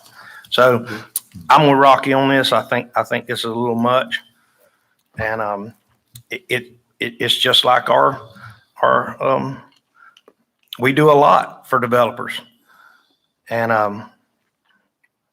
at the mega site and everything else. And it's like we're hitting the guys that are a little smaller. And to me, I just don't feel like it should go up this quickly. But we still want the citizens to pay for the deficit in the zoning department. It's just like we only initiating the zoning with our comprehensive land use plan say. We got a comprehensive land use plan, and it gives you the definition of land to be zoned and what classification it is. That's set. If you go with that guideline, you don't have to pay no money. But if you want to expand from one zoning to another, Columbia County residents should be doing it in your behalf. I don't see no developer not building now when it costs extra $35,000 to buy a home from the price of lumber. I don't see no lumber company say, we're not gonna charge you this extra on what it's gonna cost to buy 2 or 4 ply. A sheet of 7/16 OBS a year ago was selling for less than $8 a sheet to $32 a sheet now. I don't see the lumber company say, well, that's too much for you to build this house, to put decking on this house and decking around it. They are not cutting the price, but we are saying we want all of Columbia County citizens that don't have anything to do with zoning to pay for me to rezone my land. That's what I don't like. And if it goes up $2,000, $2,000 not gonna stop anybody from building a zoning property to build on, because if the builder does it, he gonna pass it on to the resident that want that house. I don't want the house, but that resident want the house, and they should be the one to pay for it. We just got a different in philosophy on who should pay the extra. You're saying that you want the citizens of Columbia County to pay for it, and I'm saying I don't want them to pay for it. I want everyone who's making that demand for a zoning change to pay for it themselves. That's the only difference in what we're saying. Mr. Chairman, I call for a vote. I just want to add one other thing. I think this really hurts our small developer more than anybody. And our big, then we have somebody coming in that wants to bring a manufacturing in here. We offer them all kinds of incentives to come in here. And then we want to try to pass this kind of money to hurt our small investors that develop smaller subdivision stuff. I just can't do it. Okay. Commissioner, I want to ask you a question. Didn't we approve a development out there, abated taxes and all, to get housing out on west side of town? Wasn't a particular Never was neighborhood. approved. Never was approved. Okay, all right. But we talked about it. Okay, we have a motion and a second. All in favor? Aye. All opposed? No. Aye. Tie vote. It failed. Motion failed. Now, I'm willing to look at this again myself, if they want to break it down in a couple years or set a fee for the permit and do the advertising as a separate fee. And I'd really like to find out exactly can't we go to the newspaper? Can't we find out, do something about how much it is going to cost us to advertise? What staff will do is we will go out, verify what was approved by the legislature. Because we really don't know right now, really. Talk, I'm putting this on get you record. additional information. I'm putting this on record right now, David. I will not support a budget, the 2021-22 budget, that have subsidized planning and zoning. Okay. I will not support it. Now, I'm the only one that's saying that. You got 4 others, only need 3 to do it, but I will not support a budget that's subsidizing zoning. Okay, let's move on. And like I said, we'll get you more information, and if we can bring it back at that point. The next item is Resolution 2021-05, the 2021 Price Index. I'll be real quick about this. Every year you adopt the PSC Price Index as the county price index. Price index is used for private investor-owned utilities to raise their rates a little bit over time so that customers don't get hit either by a big rate case or don't get hit by a huge increase at one time. So we do this every year. PSC set it at 1.17%, so we're asking you to adopt the ordinance to set our price index. There are two requests, price index requests or increases on the consent agenda. So if you adopt this, those two we'll proceed with. Okay. Do I have a motion on this?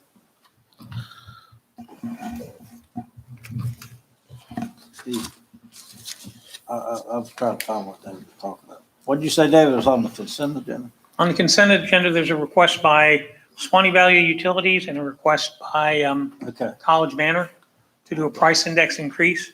If this is adopted, then that increase can be passed. If this is not adopted, those, even though there's no price index for us to adjust our rates. You understood what he said? Yeah. You give it a little bit each year, so you're not hit by one huge price increase at one time. Right, and utilities have the right to charge the cost of rate cases back to the base. This way they don't have to go through that whole rate case expense as well. What should have been done with building and zoning 20 years. 20 years ago. I'll move to approve it. I'll make a motion to accept resolution number 2021-05. You got a Second. motion, get a second? Second. Got a second, all in favor? Aye. Okay. All right, the next one is the Utilities Master Plan. As you know, we appointed two commissioners to the county, or to the city Joint Utilities Committee. At the last City Joint Utility Committee meeting, they had a presentation by Jones Edmonds, and they had a discussion on doing a master plan for the utilities. The master plan's point is to basically figure out what your future demands are going to be, and then what needs to be fixed in the system or changed in the system or grown in the system to be able to meet those needs. So Jones Edmonds made a presentation there saying, you know, we've already done a lot of the modeling because of the DeBell Road grant that we had, and that we can do this project for $498,230.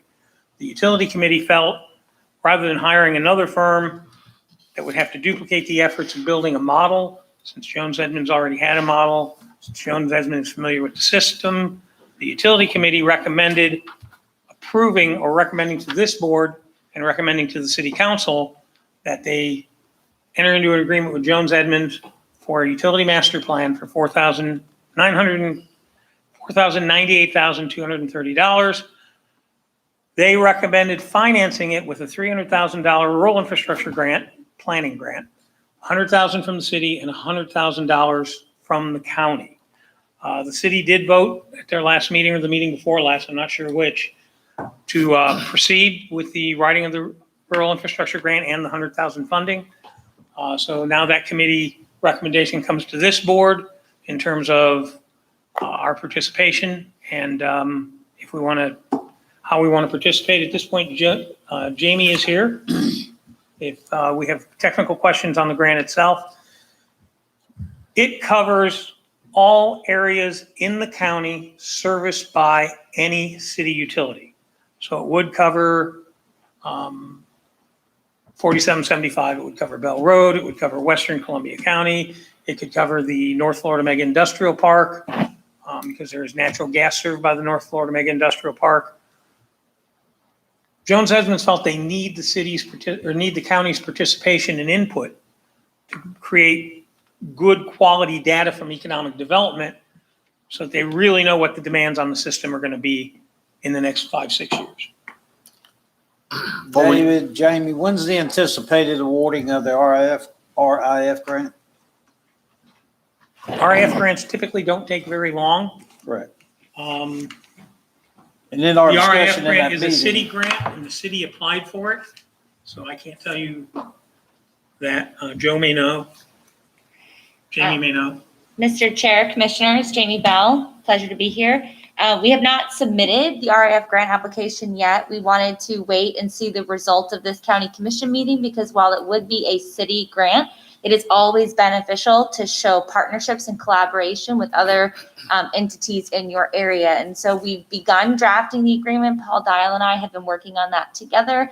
And once we have the results of tonight's meeting, we will complete the application tomorrow and it will be ready for review by city staff. And if county staff requested, they could review it as well before we submit. Typically, we see about an 8-week turnaround time before we receive that award of funding. Sometimes a little less, sometimes a little more. It just depends on how busy they are at the time. Board, if I could, I'd like to read a statement from Commissioner Witt. As y'all know, his daughter is graduating tonight with a master's degree, and he wanted to attend her graduation, and I don't blame him a bit. But he gave me this statement to read on this item. It says, Mr. Chairman, please accept my regrets for having to be absent for this meeting. At this very moment, I am watching my daughter graduate from Lenore Rain University in North Carolina with her master's in music education. It is a moment that, as a father, I could not miss. I have reviewed the agenda and would like to provide comments on items 10. He said 11 also, but as you know, we're pulling 11. So it says, while I understand we now have 2 commissioners on the Lake City Regional Utility Advisory Committee, I am concerned we're being asked to commit county taxpayers' dollars to a master plan for the city regional utility when we have no governing voice over the utility. In some areas, such as the intermodal part, the county's vision of who and how will provide utilities differs. I assume these areas will be included in the master plan. In this case, whose vision do you include in plan?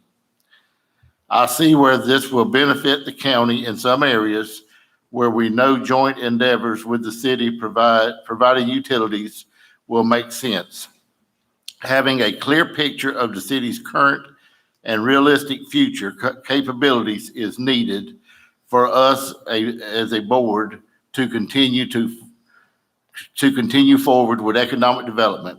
I do, however, want to ensure our interests are represented and we aren't paying for a master plan that has elements in it contrary to the county's vision.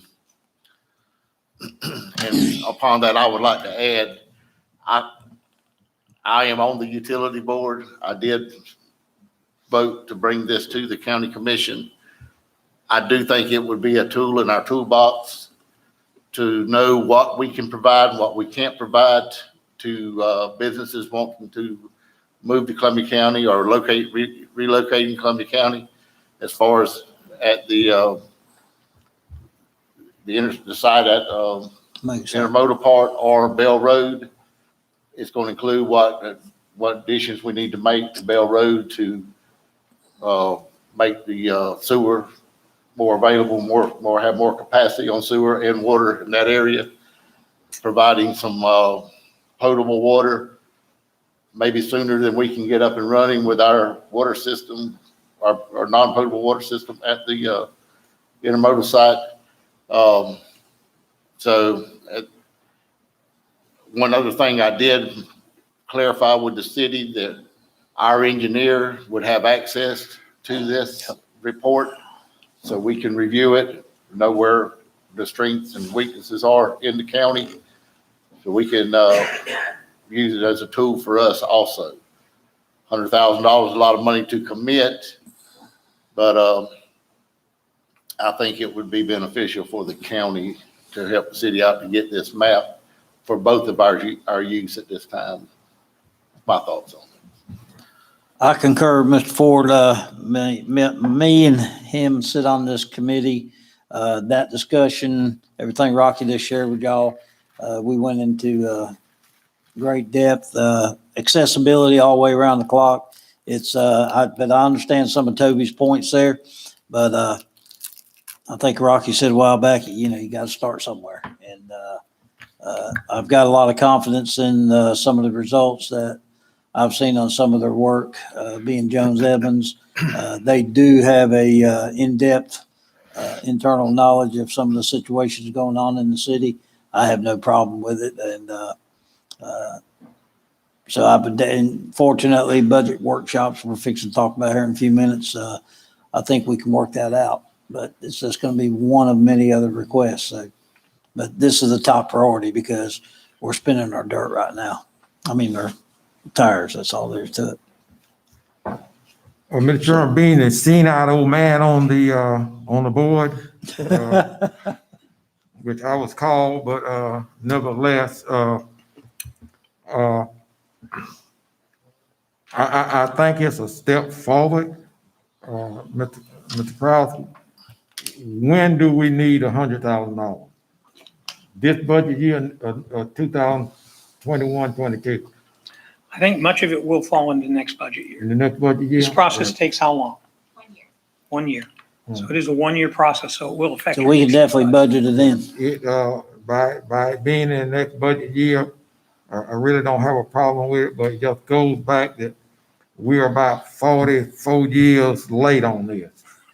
If we go back and look at the 201 plan that was adopted in 1976, we wouldn't be going through this, or everything that we've gone through with utilities wouldn't be a conversation now. It's true. And I don't want this to go dead like the 201 plan did. So, you know, I don't have any problem by it being budgeted in next year's budget in order to set that plan in place. So, I move to put in the pot the $100,000 from the county. Second. Got a motion and a second? All in favor? Aye. Okay. David? At this point, we added Mr. Helfenberger to come Oh, up here yeah, and number 11. Let me, request assistance on Community Cleanup Day. while Mr. Helfenberger's coming up, he brought this to mine and David's attention the other day, and the city's doing a cleanup, and I asked him if he would have a problem if the county participated in this cleanup day with the city. And what I would like to propose is anybody in the north end of the county have free access to the landfill that day from 8 to 12, and that a dumpster be placed at the community center in Fort White. And what these dumpsters would be for tires and other stuff that normally people have to pay to dump. We're making a countywide cleanup instead of a citywide cleanup. Mr. Helfenberger, would you like to elaborate on? That sounds terrific. I'm really excited to be here tonight to talk about the cleanup day that the city plans to hold, and we're inviting Columbia County to participate in this event. It's a joint effort. It will be on Saturday, June 5th, from 8 to noon, and that's the day we can get free dumpsters through our contract. We can get up to 4 or roll-off containers.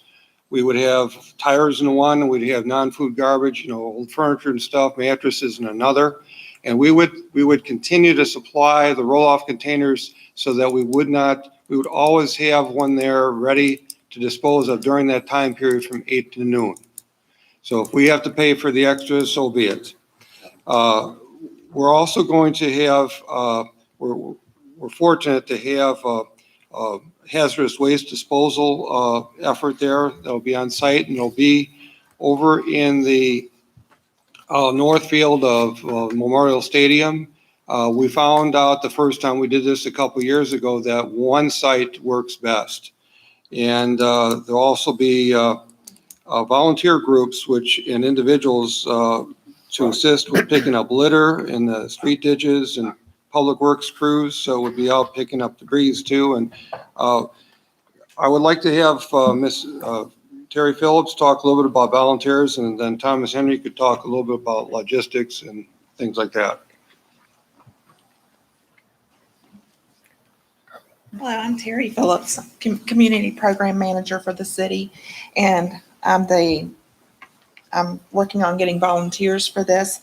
If anybody is interested in volunteering, we would love to have you. I have an organization that's going to provide the gloves, the grabbers, the trash bags, everything. And we are Oh, and also we're going to be offering a free lunch for everyone. So we'd love to have you come out and help better our community. If you need information, I do have a couple of churches that have, one of them has over 100 volunteers that are going to help us. And another organization, you can reach out to me and I have a little form that you can fill out. I think y'all have those forms, but we'd love to have you volunteer. Thank you. Thomas Henry, Public Works Director. Well, basically what we're going to do is supply all the safety items for all the volunteers and the staff, of course. And we're going to go around, besides the dumpsters that people are allowed to bring to the site.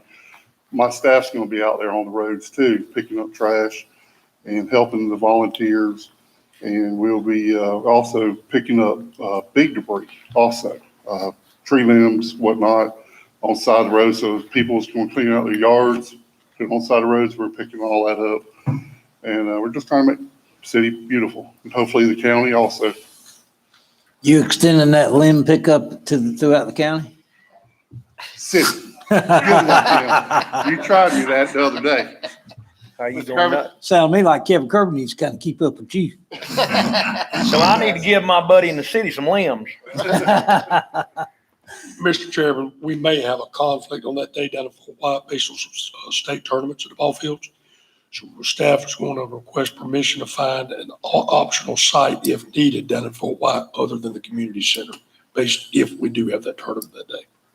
That's fine. Yeah, we just need, if you just give me a heads up of where that site might be. Yes, sir, we will. We'll circle Yeah. back once we ensure when the date is. We'll find an alternative site if we have to. Okay, yeah, that's fine. Yeah. Thank you. Okay, can I get a motion on that?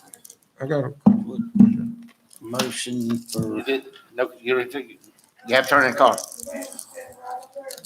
But you're out of order. but he added it. Mr. Chairman, I heard you say something about it, and I missed part of it, say, if the city have to do what, so be it. Was about. Well, there was, with the roll-off containers, if we have to have, let's say we are wildly successful, instead of having 4 containers, we have 12. Well, we have to pay for the ones over 4. And whatever it takes to commit to have those containers available and it ready for that period of time. Okay, now here's what this board got to do. If we got a cleanup day, we got to by motion waive the tipping fee. Because if we don't, everything, the way the landfill is operated, everything across that scale have to be paid for. And the only way we'll alleviate the cost if this is a community effort is to waive the tipping fee for that day. Yeah, well, yeah, Mhm. if we have to pay the tipping fee, we can pay the tipping fee, I guess. So. And that's something we'll have to vote, we'll add that to the motion, so. And okay, I got something I want to bring up after we deal with this, about another cleanup day.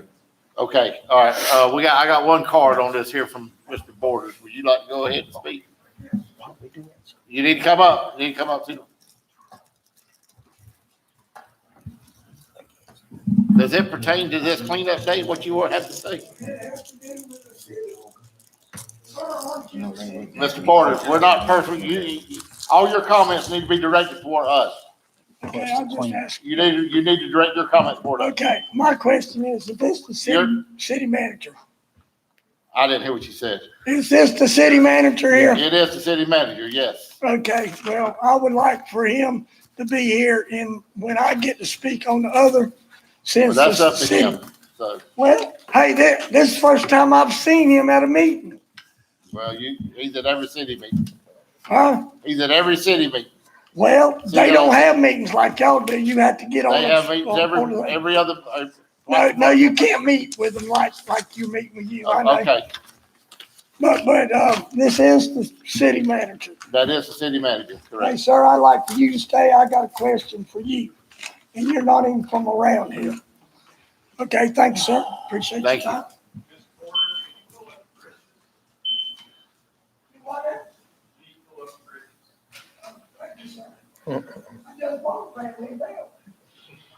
Well, you have a seat, please. Okay, So as Commissioner Williams brought up, I think we would have to include this in our motion that we'll pay the tippage fee. Is that correct, David?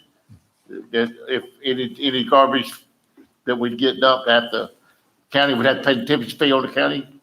Kevin did check with the attorney and DEP today, and we can actually waive it. We did not believe we could, but DEP did verify we can waive the fee. We can waive the fee. Okay. Right. But if we run into a problem, we'll pay for it. from another Okay. fund. If we run into a problem, I make the motion to, That's what Kevin found out today. I make the motion that we participate with the city in their, citywide cleanup and also waive what tippage fees incur due to that cleanup. Second. got a motion and a second. All in favor? Aye. Okay. Mr. Chairman, Yes, sir. also, I would like to get board permission to waive the tippage fee for the Dog Hunters Association for cleanup day in the U.S. Forestry. We have an annual cleanup day. In the forest, you said? Yes, sir. I have no problem with that. The U.S. Forest have gave the dog hunters permission to clean up they clean up every year. And, we would like that, last time they paid it, but we gonna waive our government agency, that's a government agency also waive their tippage fee for, Mr. You making a Robert motion? Shepherd. Yeah, Mr. Robert Shepherd gonna donate the, roll-off and, we gonna clean up the dog hunting area in the forest. And I put that on formal motion. Second. Got a motion and a second. All in favor? Aye. Did you get that, Katrina? It was, permission from the Dog Owners Association, forest cleanup to have the tippage fees waived. And a roll-off provided by the county. No, Shepherd. Oh, Mr. Shepherd. Oh, I'm sorry. I Yeah. thought okay. No, I he misunderstood you. He donated the, Okay. the roll-off. Yes, sir. Okay.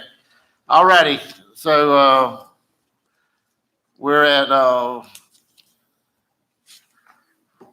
So the next. waive number 11. Okay, request to accept state E911.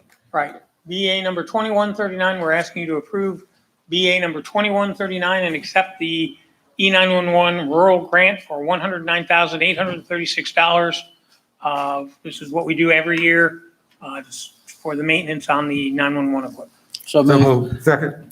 Got a motion and a second. All in favor? Aye. Tim made the motion, Ron seconded. Yep. Okay. All right. Go ahead, The David. next item is we're requesting the board to appoint the redistricting committee. As you know, according to our charter, you need to appoint this committee, and they need to have their first meeting prior to the 15th of May.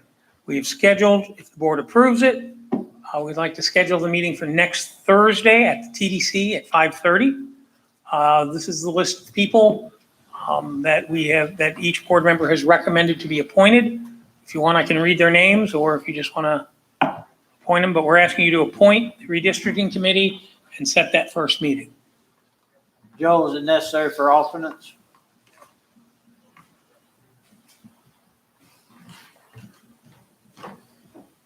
All we have to have is 11, right? Well, no, y'all decided to go with 15. That gave each one of you 3.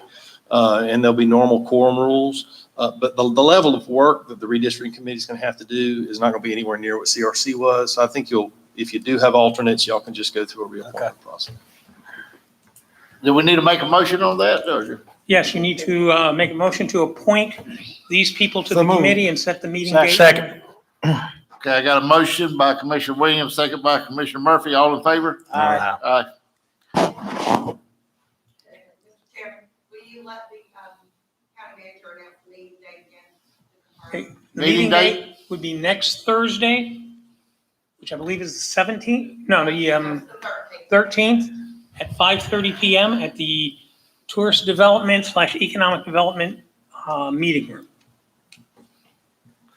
And that's for all the members of the Yes, redistricting. it'll be a public meeting. Are y'all gonna mail out something to them or email them? We're going to contact them by phone and also try and email them.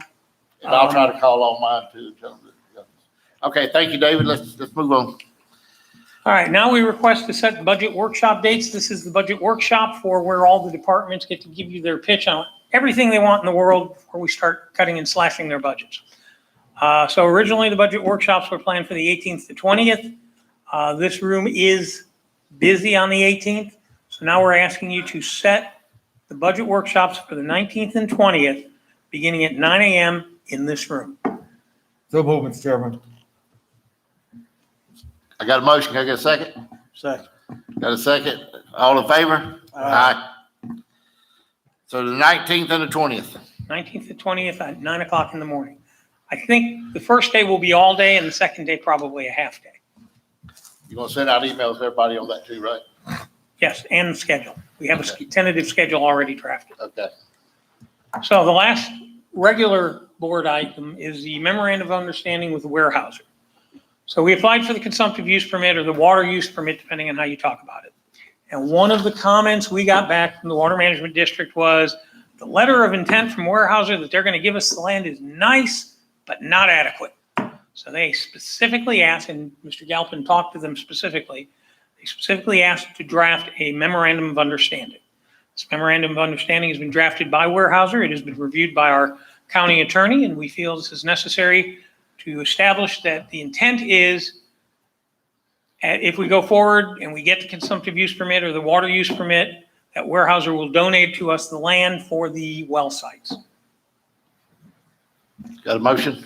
So move. Second. A motion and a second. All in favor? Aye. Okay, Next item is Community Cleanup Day, which we've already done. So it would be temporary increased staffing veterans services. In talking with Commissioner Hollingsworth, our Veterans Affairs officer works 20 hours a week. He's a part-time officer. Veterans, when he's not there, don't have anybody to talk to. Nobody to say, let's set an appointment for you. Nobody to hand a packet of this is the material you need to know. There's just nobody there to help them. So we talked about, is there a way to fix that situation? So what we're proposing is a trial basis to hire a temporary person to staff the office for when the Veterans Affairs officer is not there, so that when any veteran walks in the door, they get service. The reason it came up at this point is we'd like to kick it off on Memorial Day, which is coming up. What happens, guys, is they come there and they're an old veteran and they don't know how to do computer work any better than I do. And they get there and they think they're going to get help. He's not there. They get discouraged and then they go to the VA. It's just, it's something we need to be a little more, available to them. And I think if somebody's there, they'll set an appointment for later. It just is what it is. And as part of this trial, we're also going to set up information kiosks in the libraries. The reason that it's set up like it is now, when we had a full-time person, all they done was sit there because they didn't get one veteran a week. And we just paying them sit there, and that's why we went to part-time on it. well, like I say, I think what David said is a temporary basis to see how it works out. It might be that, there might be more of a need for it now than there was. And Especially with all the COVID. And I'll be honest with you, this is about the second time I've heard about this issue since I've been on the board, and I think we should try this at this time, my feeling. Now, David, the Veterans Director, he's at the, Mr. Worley. Yeah, I George, know. his office is located at the extension offices. okay, with all them vacant offices that we have up in on the second floor, would it not make sense to put them up there? That is something we could do. Utilize our staff that sometimes aren't doing nothing? That is Rather than something go we and could put the do, yes. Expense back on the taxpayer? Do we have staff that's not doing anything? Well, I mean, like Robbie said, it is a trial basis. I mean, we're trying to hire somebody now, right, David? I think we. We are short-staffed right now, yes. I mean, what's it gonna cost you? You done the math? It's $10 an hour for 20 hours a week. Plus benefits and everything else, correct? No benefits because it's temporary through a temporary service. Yeah. And the only reason we're doing this is I've had complaints by veterans that say, I went in there on Tuesday and you got to remember, these guys are desperate. They're trying to get their their veterans disability and their thing, and they just don't know how to work computers. I would be the same way if I were a veteran and I was 65, 70 years old. We're not used to computers. I'm not right now. I don't know how to work one myself. But All free to them through the VA hospital. well, they have a VA hospital, but I have talked to my ex-wife about that, and they're pretty slammed too. So they will probably send us some of theirs also because of the overrun. So it's just a trial basis. I've had complaints from veterans, and when a veteran tells me he went in there and nobody was there and he got discouraged and he left, I believe him. What's your recommendation, Mr. Hollingworth, as far as the length of the trial basis? Well, what I told the county manager is let's let Mr. Worley. At first, Mr. Worley has a we need to keep up with how many people, we know how many people he helps. Right. But on the days he's not there, we don't know how many people he helps We'll have to because there's track. nobody there. So I want to track with the $10 an hour person that we're going to have, track how many contacts they're having, how many people are coming in, and let's see if it's worth it. If it's not worth it, we'll nix it. But I think it's going to be worth it. It's not gonna be worth it if the person sitting there just gonna track somebody.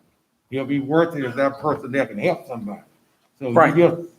She'll set up appointments. appointments. To know what they're doing to help that vet out in the system. Just to have a person there to track it is not gonna help the vet. You got to have somebody to initiate what he or she needs in order to get what they're trying to get. Correct. This person would have to keep track of Mr. Worley's calendar That's and right. be able to set appointments with Mr. Worley when they're available. Yeah. Because he has a level of expertise they wouldn't have. They would have to be familiar with the documents that Mr. Worley would need for them to fill out, so they could hand them the document package and say, this is how you need to fill it out, this is what you need to do. Kind of like we did with the CARES program.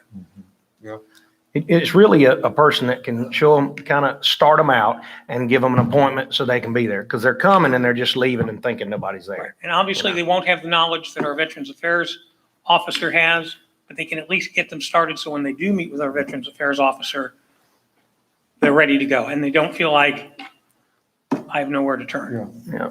So what you're saying is it's just a person sitting there taking the information and passing it on to Mr. George, Mr. Worley, correct? And you know, here's a packet for this.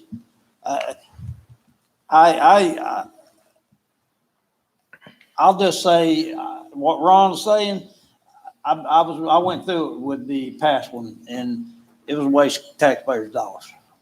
But I agree with Mr. Hollingsworth. There needs to be, we've got accessible staff. And there's a small percentage of the employees that work for the Columbia County Board of Commissioners that's overworked. I think we could stretch out some help off the second floor. If you can't, me and Kirby will come up here and help you. The only issue with moving him to the second floor is finding a location for his files. But if that's what the direction the board wants to go to, we will make it happen. I mean, all I'm seeing is vacant offices up there right now. He has two offices, one full of files and one that's his office. And again, So it's going if to you tell cost us us that's the- $200 a week to see if veterans need our help. If this is the direction the board wants to go, that's the direction we'll go. I mean, we'll make it work, whatever the board tells us. The person that's gonna be there when the fellow that runs is not there, gonna be in his office, right? In the same office. Yeah. I'm assuming the same office. I have to be wherever his office is. Where is his office now? Extension. He's at the extension. Uh-huh. So this person would be Hall in of that Fame. front office where Sarita sits when Sarita's not there, At the at the Duval extension. complex. If we do it at the extension, if we do it at the Duval Center, if we do it at the courthouse, obviously they would have to use existing board No, staff. that's not gonna, you can't do it in two different places. So they wouldn't be at you're so they just wouldn't be gonna at the confuse Duval people Center, if you they would start be moving at, it around. I mean, what was it? It was the old Sports Hall of Fame or the old Welcome Center. yeah. It's now the extension offices. That's where George's office is. Okay, as long as it's in the same center, it'll work, but you can't have them going upstairs when the person is not there and then going somewhere else when the person is there. No, they would have to be where George is. Okay.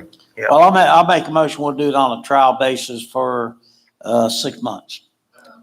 And Mr. Worley and yourself sit down and give them tracking methods and what have you to, Okay. and we can make a verification. We got one speaker on this, Mr. Borders. Okay, I second that motion. Okay, we got a motion and a second. You give me a card? Okay, well, I'll let you go next. Okay.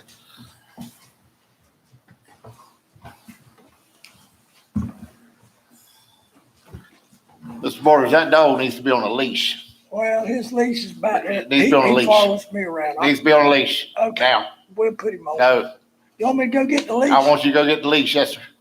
That dog follows me just like. You start with.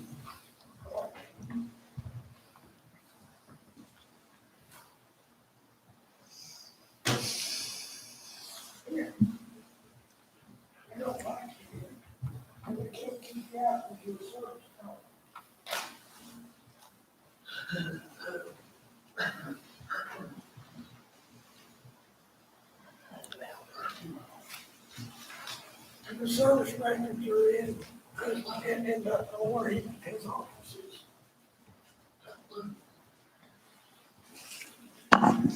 Okay, you see this ribbon right here? You know how I got this ribbon today? I'm a veteran. That's the only time I ever left the community. 4 years. And I've got more education than any of them up there. 6 years of college. 6 years of college. You know how I got my education? Under the GI Bill. You know? And I have to agree. That man right there, Hollingsworth. Mr. Borders, would you speak to us? He's probably done more for the veterans than any county commissioner we ever had. I know his ex-wife has, you know, and the administrator up there over the whole thing, nobody on the board of directors has served 1 second in the military, not 1 second. Now, if this guy here is a veteran service officer, he's supposed to work at least 40 hours a week. 40 hours a week. And hey, he's right. Veterans go in there, they get discouraged, they get mad. That's just like I've been trying to get my disability since 92. And everyone in there and all these people that know me can agree, hey, I'm crazier than a lot of people that's getting big money, you know? But, hey, that man should do his job, is what I'm saying. Why should the county commissioners have to pay? You know why? Why they're doing this? Because all of them's got a heart for the veterans. This is the oldest veterans hospital in the state of Florida, right here in Lake City. And, hey, when it comes to fire and rescue, law enforcement, military, everybody up there on that board knows I don't play around, you know? Thanks for your service, Mr. Borders. Thank you. So, hey, that's what I got to say. Mr. Looker? Good job, sir.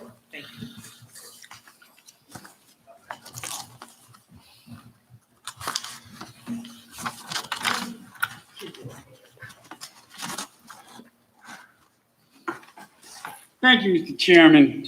I'll be brief. I don't understand. I thought at the end of the reign of Bucky Nash and Bucky Nash Car Wash fame that you aren't going to have all these walk-ons. You aren't going to have all these walk-ons at the last minute. This is another last minute. There's no reason that this couldn't have waited. You have no information, Mr. Hollingsworth. You brought nothing to the table except you got some phone calls. We don't know how many phone calls you got. We don't know how many people that the representative sees now. And I'm a veteran, so that's not the issue here. No information. You don't know how many complaints you've got. I don't know how many complaints. We do know that there's a VFW in Lake City that helps folks. I go to the VA from time to time, and there's windows. There's a ton of people there that help folks. And they have regular people that help folks get their benefits that Mr. Border is talking about, and anybody that needs benefits. And of course, once you get to the VA, that's kind of legendary. Sometimes those benefits are tough to get. But I think you guys need to tighten it up a little bit and stop these walk-ons at the end that everybody's complaining about. that you guys complained about last year until now, and this is strictly a political thing. Mr. Hollingsworth comes here, sure, he might have, everybody likes veterans. I like veterans. But this coming unprepared to these meetings, this is political stuff. You need to come with stuff that people could see, that people know what it's based on. All of these things. You have building permit stuff and that, but I'm not in favor of this until the board has the information to make a decision. Not trying it out for 6 months. We don't even know how many people the person here now sees. And I'm done. Good luck. Mr. Lilker, the whole problem is nobody's there certain days. So we have no idea how many veterans. Thank you. We know how many he sees. Okay, We know how many he sees. okay, we got a It's in motion his and a quarterly second. All in report. favor? Yeah, do what? Aye. We have a quarterly report. We have a quarterly report from him and we know how many he sees. The days he's not there, we don't know how many he sees, but we're fixing to find out. It's gonna take about 6 months. Okay, I have a motion and a second. All in favor? Aye. The Okay, next item is the assistance to the town of Fort White. Long story short, town of Fort White wants to loop its water lines. Unlooped water line leads to stagnant water, bad water. Looping a water line keeps that water fresh, keeps the chlorine residual where it needs to be. They got a grant to loop the water lines. They're asking for our assistance by just clearing the area where the water lines will loop. 3,200 square feet. guys, what happened was, everybody knows about the price of materials, how it went up last few months. The job was bid and the price was estimated, between the time the job was bid and now, the cost of materials has went up over $6,000. Dale's Excavation, Dale Peeler got the job, but with the cost of materials of what it went up, he was reluctant to sign a contract because of the $6,000 in material increase. But he's agreed that if we will do the land clearing, which is about 3,200 square feet of land clearing, that he would do the job for the original bid and eat the $6,000 if we'll do the land clearing. Town of Fort White has no way of doing the land clearing. Mr. Chairman, I move we approve the recommendation. Second. Got a motion and a second. All in favor, say aye. Aye. Next item is also assistance.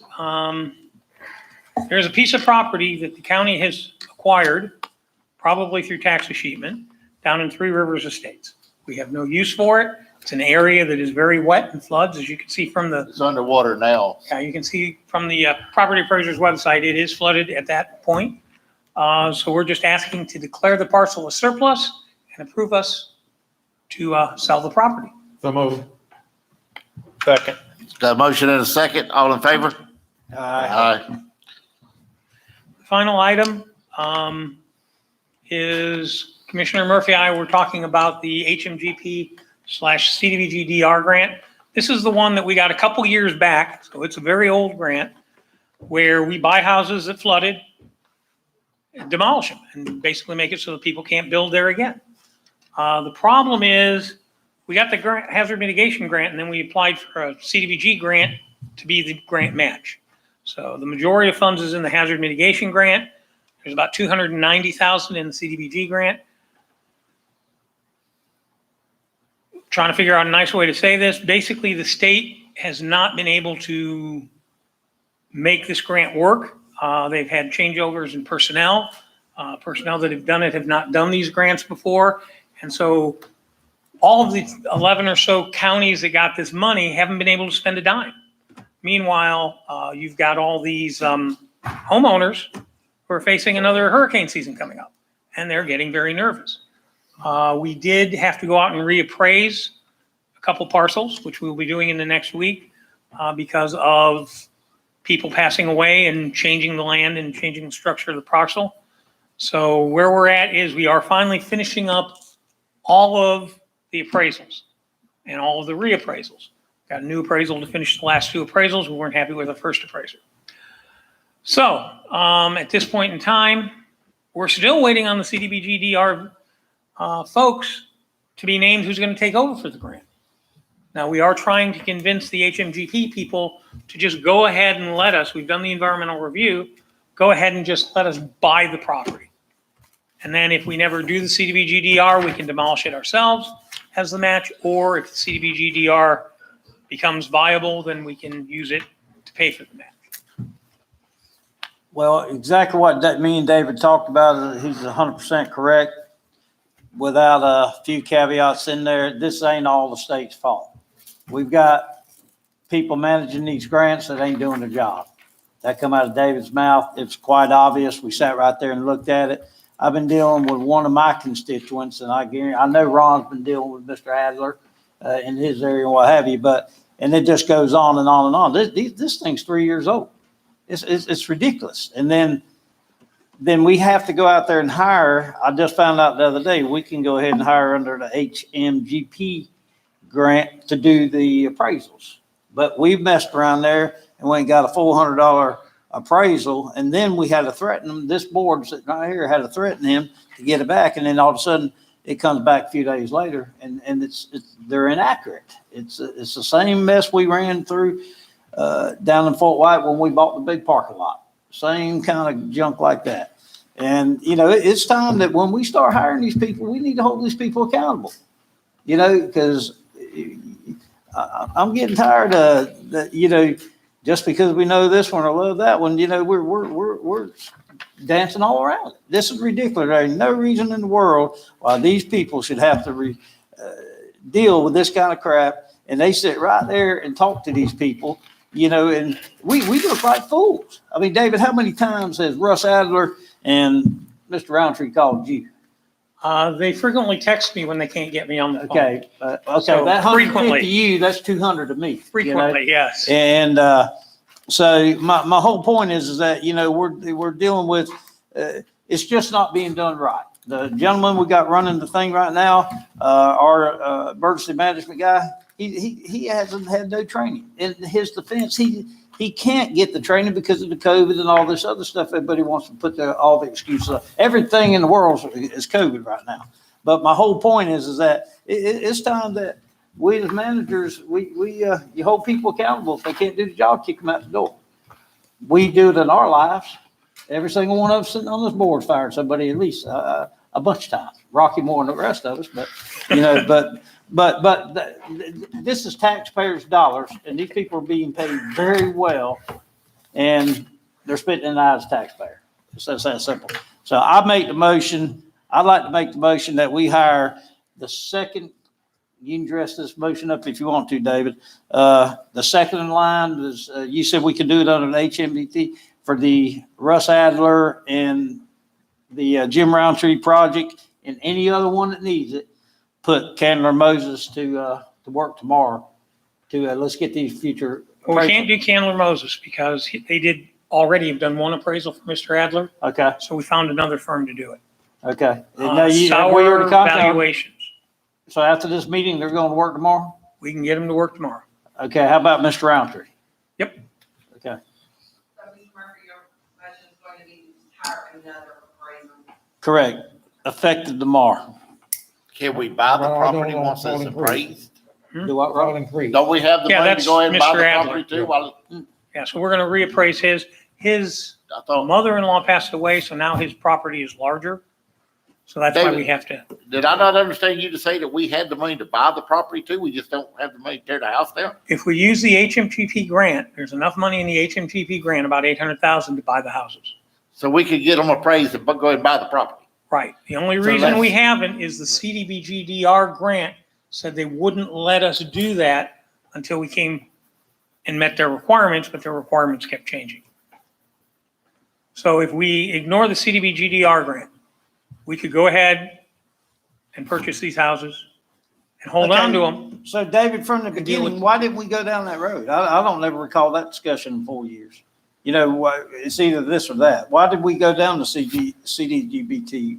You understand what I'm saying? Well, I mean- because with the HMGP, you have to provide 25% match. Okay. So we were trying to avoid having to use in-house crews to do all the demolitions of housing, which is what we used to use for the match. So we went to the CDBG-DR figuring they're going to give us $300,000 and that would be the match. Turns out sometimes So when you your ask for motion free needs money, to it include doesn't buying the property. work out real well. So basically, we can go ahead and make a motion now to have an appraisal done and buy the property. If you direct us, that's the, yes. You gonna amend, you wanna amend it? No, Amend the motion?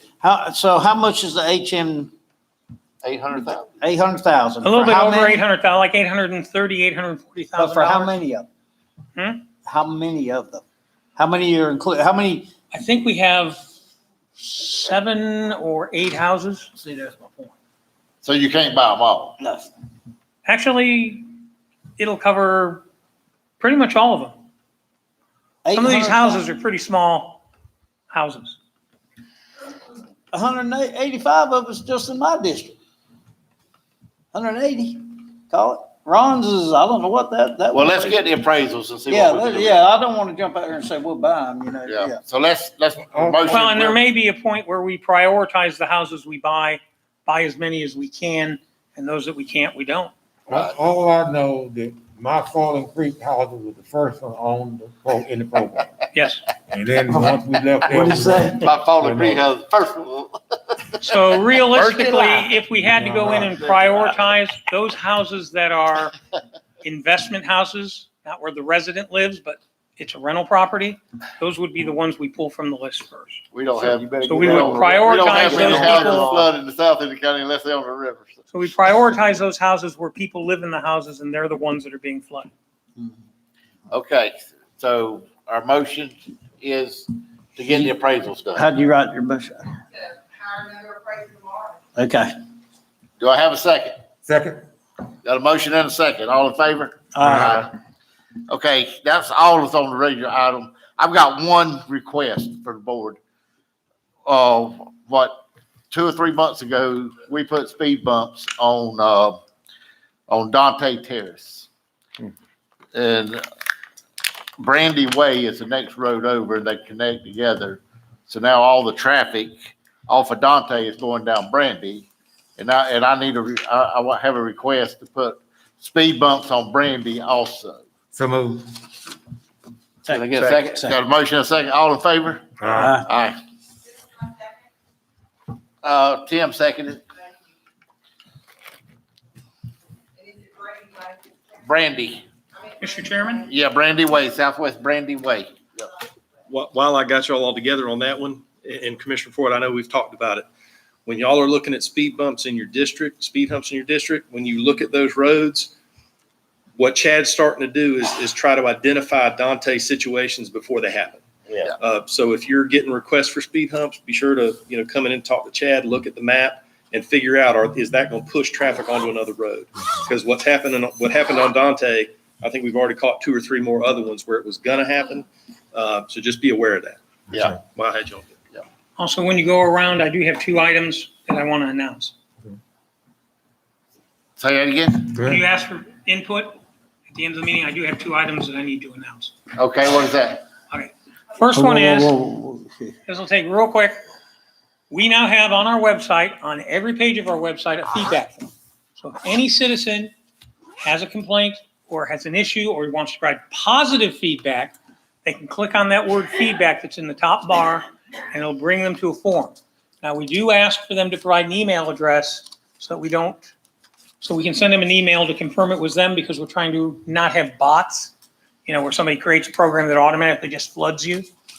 We will keep track of all emails, but if it's not confirmed, we won't receive it necessarily. If you confirm it, then goes to our staff up in the office and they will address it, send it to the right place, and we'll keep track of that. We're trying to be a lot more customer friendly. So that is on the webpage as we speak. And the second thing is the EDA. Oh, go ahead. If it's involving my district, I want to know about it. Yeah. Okay. So there's no way, if they use that and they got complaint in my district and it go to every appropriate place, if I don't know about it, then I don't like that. That's Well, right. we will then report to all the board members of Yeah. what complaints we get in and what district they're in. We'll keep track of that. Okay. That's easy fix. I'll just go to Patrick and say, take care of it. The other item is, the city the other day approved the EDA contract for, the HACO project. which is a $2.3 million to $3 million project. The chairman has it to sign, and we just want to let you know it's ready to go. What contract was that? Was the EDA, Economic Development Administration contract? Yeah. Remember, the board approved us to apply for the Economic Development Administration for HACO? Yeah. So this is the $3 million grant. And just want to let you know it's now fully executed and ready to be implemented.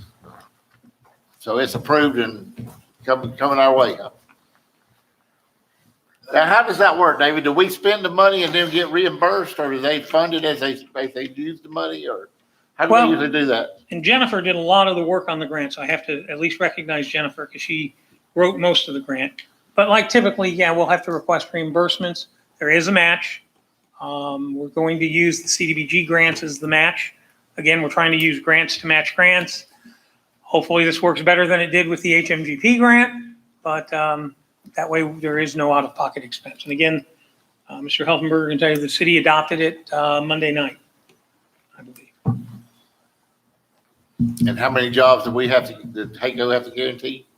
41, is that correct? Or was there no, There's not a job match on that. no job match on No that? job requirement. No. Okay. They do anticipate job creation and job retention, but there's no requirement. Okay. Board? Ron, you got anything? Yes, sir, Mr. Chairman, at our next scheduled board meeting, Yeah. Go ahead. Come on up. You got public comment. Come on up. I thought you called on me. I said, I thought he called on me. You got to go up here. Okay, not for public comment. Anybody coming to come up and comment. And at the end of the meeting, anybody can do 2-minute public comment. So, you'll sit right here when Mr. Warren gets through, you can go. Yeah, Mr. Chairman, if he's done, I'll wait until you finish entertaining your buddy and then I proceed. Would you sit down, please?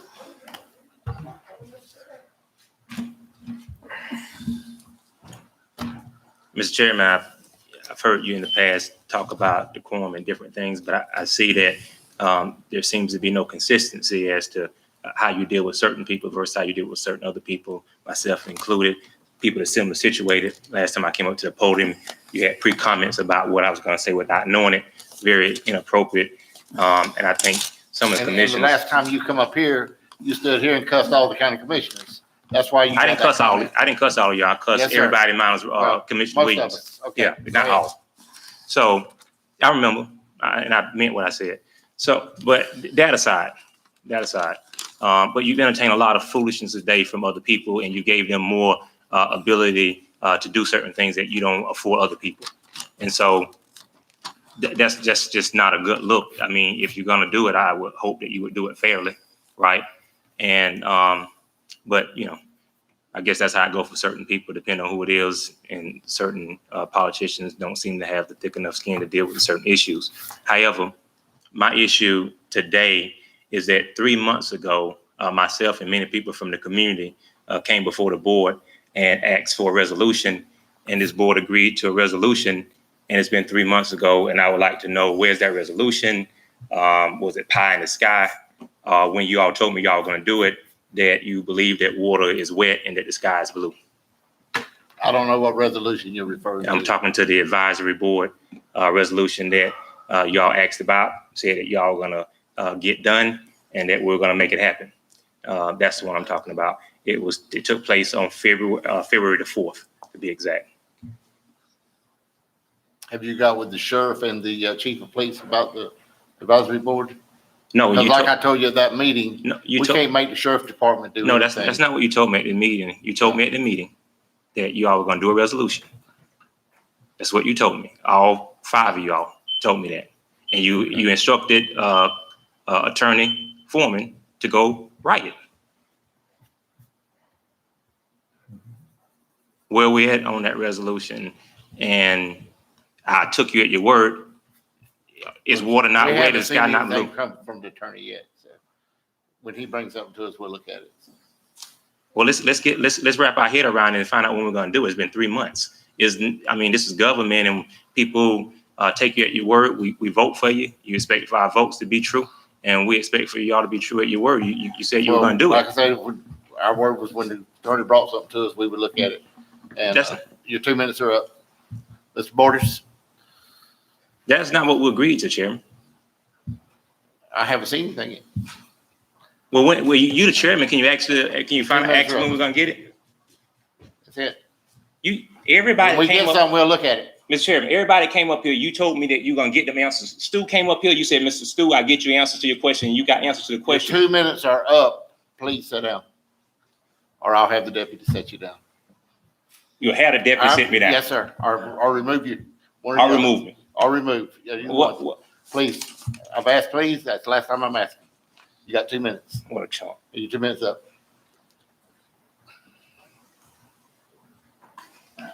Okay, I need our county attorney up here and the manager of the city. I was up and I went over it again today.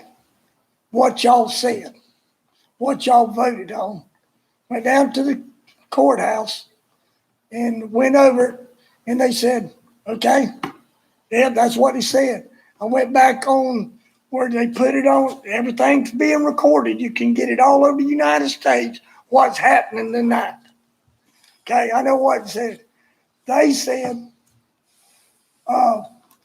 it was 4-1 that y'all was not gonna get the city, the park, Lusty Park.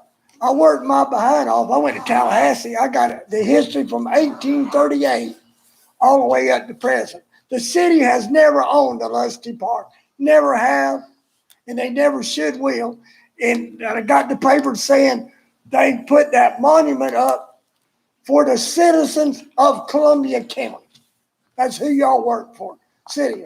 And I don't care what you believe in all. Every one of y'all that's on the board had family fight for the Confederacy, even black Confederates in this man's family. You know, the 7 times they tried to take the Capitol, and they didn't never take it. And in every one of them battles was black Confederates in every one of them. And I've got about right now 18 out of your district, Fort White, Florida. And they're proud of their heritage and stuff like that. How can you do one thing, 2 weeks later, y'all turn around and give them the property? Explain that. Explain there.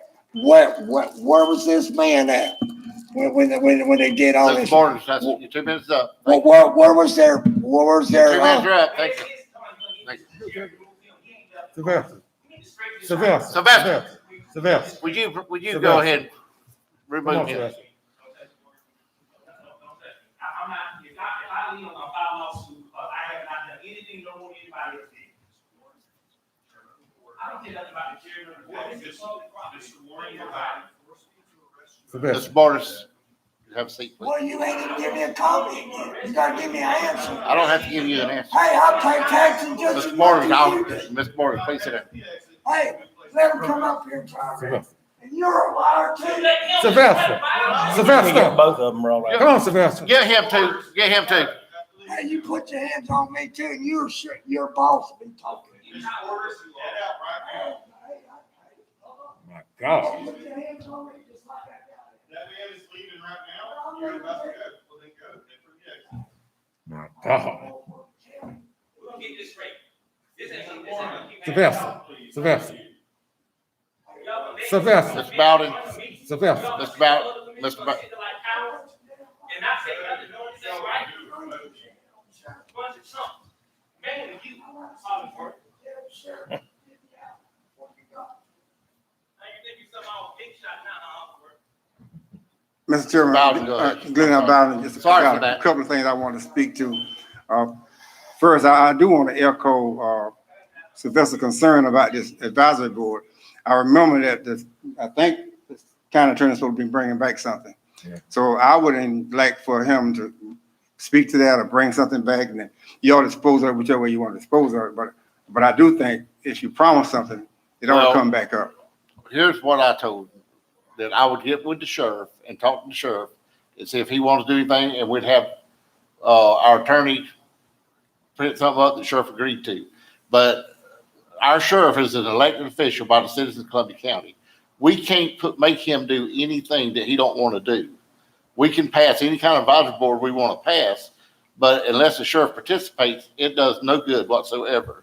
And, the way some of the people that wants this advisory board has acted, I wouldn't want them on the advisory board for representing my county. Well, I hope you're gonna give me some time, because you used about, No. about 2 minutes to talk. But, and I understand that, and I'm not here to argue about an advisory board or who should be on the advisory board, but I know this, with the amount of police killing that's going on, it's just a matter of time before we're gonna have a blow up here. So there's nothing wrong with an advisory board. And when somebody asks for one, doesn't make us anti-police. I mean, if somebody comes to my house tonight and break it in, I'm calling 911. I expect law enforcement to show up.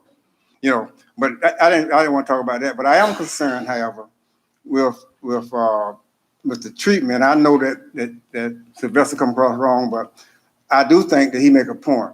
It's going to be 2 minutes. It need to be 2 minutes. It should be 2 minutes for everybody. I agree 100%. And the other point, I said this to Commissioner William already, and I want to put this on record so at least the county attorney know about it and the railroad people know about it. At the intersection, I know Robert go back all the time. Intersection of that railroad crossing at Washington and Baskin Norris, it's getting seriously dangerous. People now is having to slow down and they going over just trying to avoid the thing. And Ron told me that it's been reached out to him, but I want the public to go on record because I go that way at least twice a week going to Hardest, right down the road from me. And so I know that I'm having that. I'm going over. And it's just, it need to be addressed. And it need to be official addressed from the board. Either a letter from the county attorney or Is something. that not the city? That's the city police department property. right? No, I'm talking Baskin Norris and Washington Street. Oh, Baskin Norris. Right there by the sheriff. Oh, you talking about, That cross. right where you go into Cedar Park? Let me talk about my No, district. I'm Hold talking on, about Baskin hold on. Norris and Washington Street. Glenn told me about that, and I told him I have been on top of that for over a year now. Kevin's aware of it. We have called the railroad, and the railroad is the worst thing there is to deal with. They say they'll fix it when they do maintenance, and until then, they wasn't gonna send a special crew down here to fix it. Am I right? Mr. Webb is exactly right. That is, anybody ever dealt with the railroad, they're a unique bunch to do with. We are dependent on them in this situation. You're exactly right, sir. He's reached out to me. I've reached out to him half a dozen times. I guess the point I'm making, Mr. Chairman, is that it should be an official reach out from either this board or from the county attorney. As a citizen, I'm just putting you on notice. We'll send, You know, we'll get our county manager. It's a real problem. Just We'll ride- get a letter, we'll get a letter out this Just week. ride down there and go over it, and you'll see what I'm talking about. I'm not talking about Cedar Park. I'm talking about where the sheriff's department cars are parked. Baskin Norris and Washington Street. We'll ask them to get a letter out this week. Thank you, Mr. Bowden. Thank you, sir. Thank you.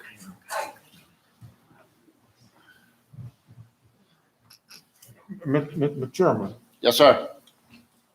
you can go back and look at the minutes, and here's what the board done on February the 4th.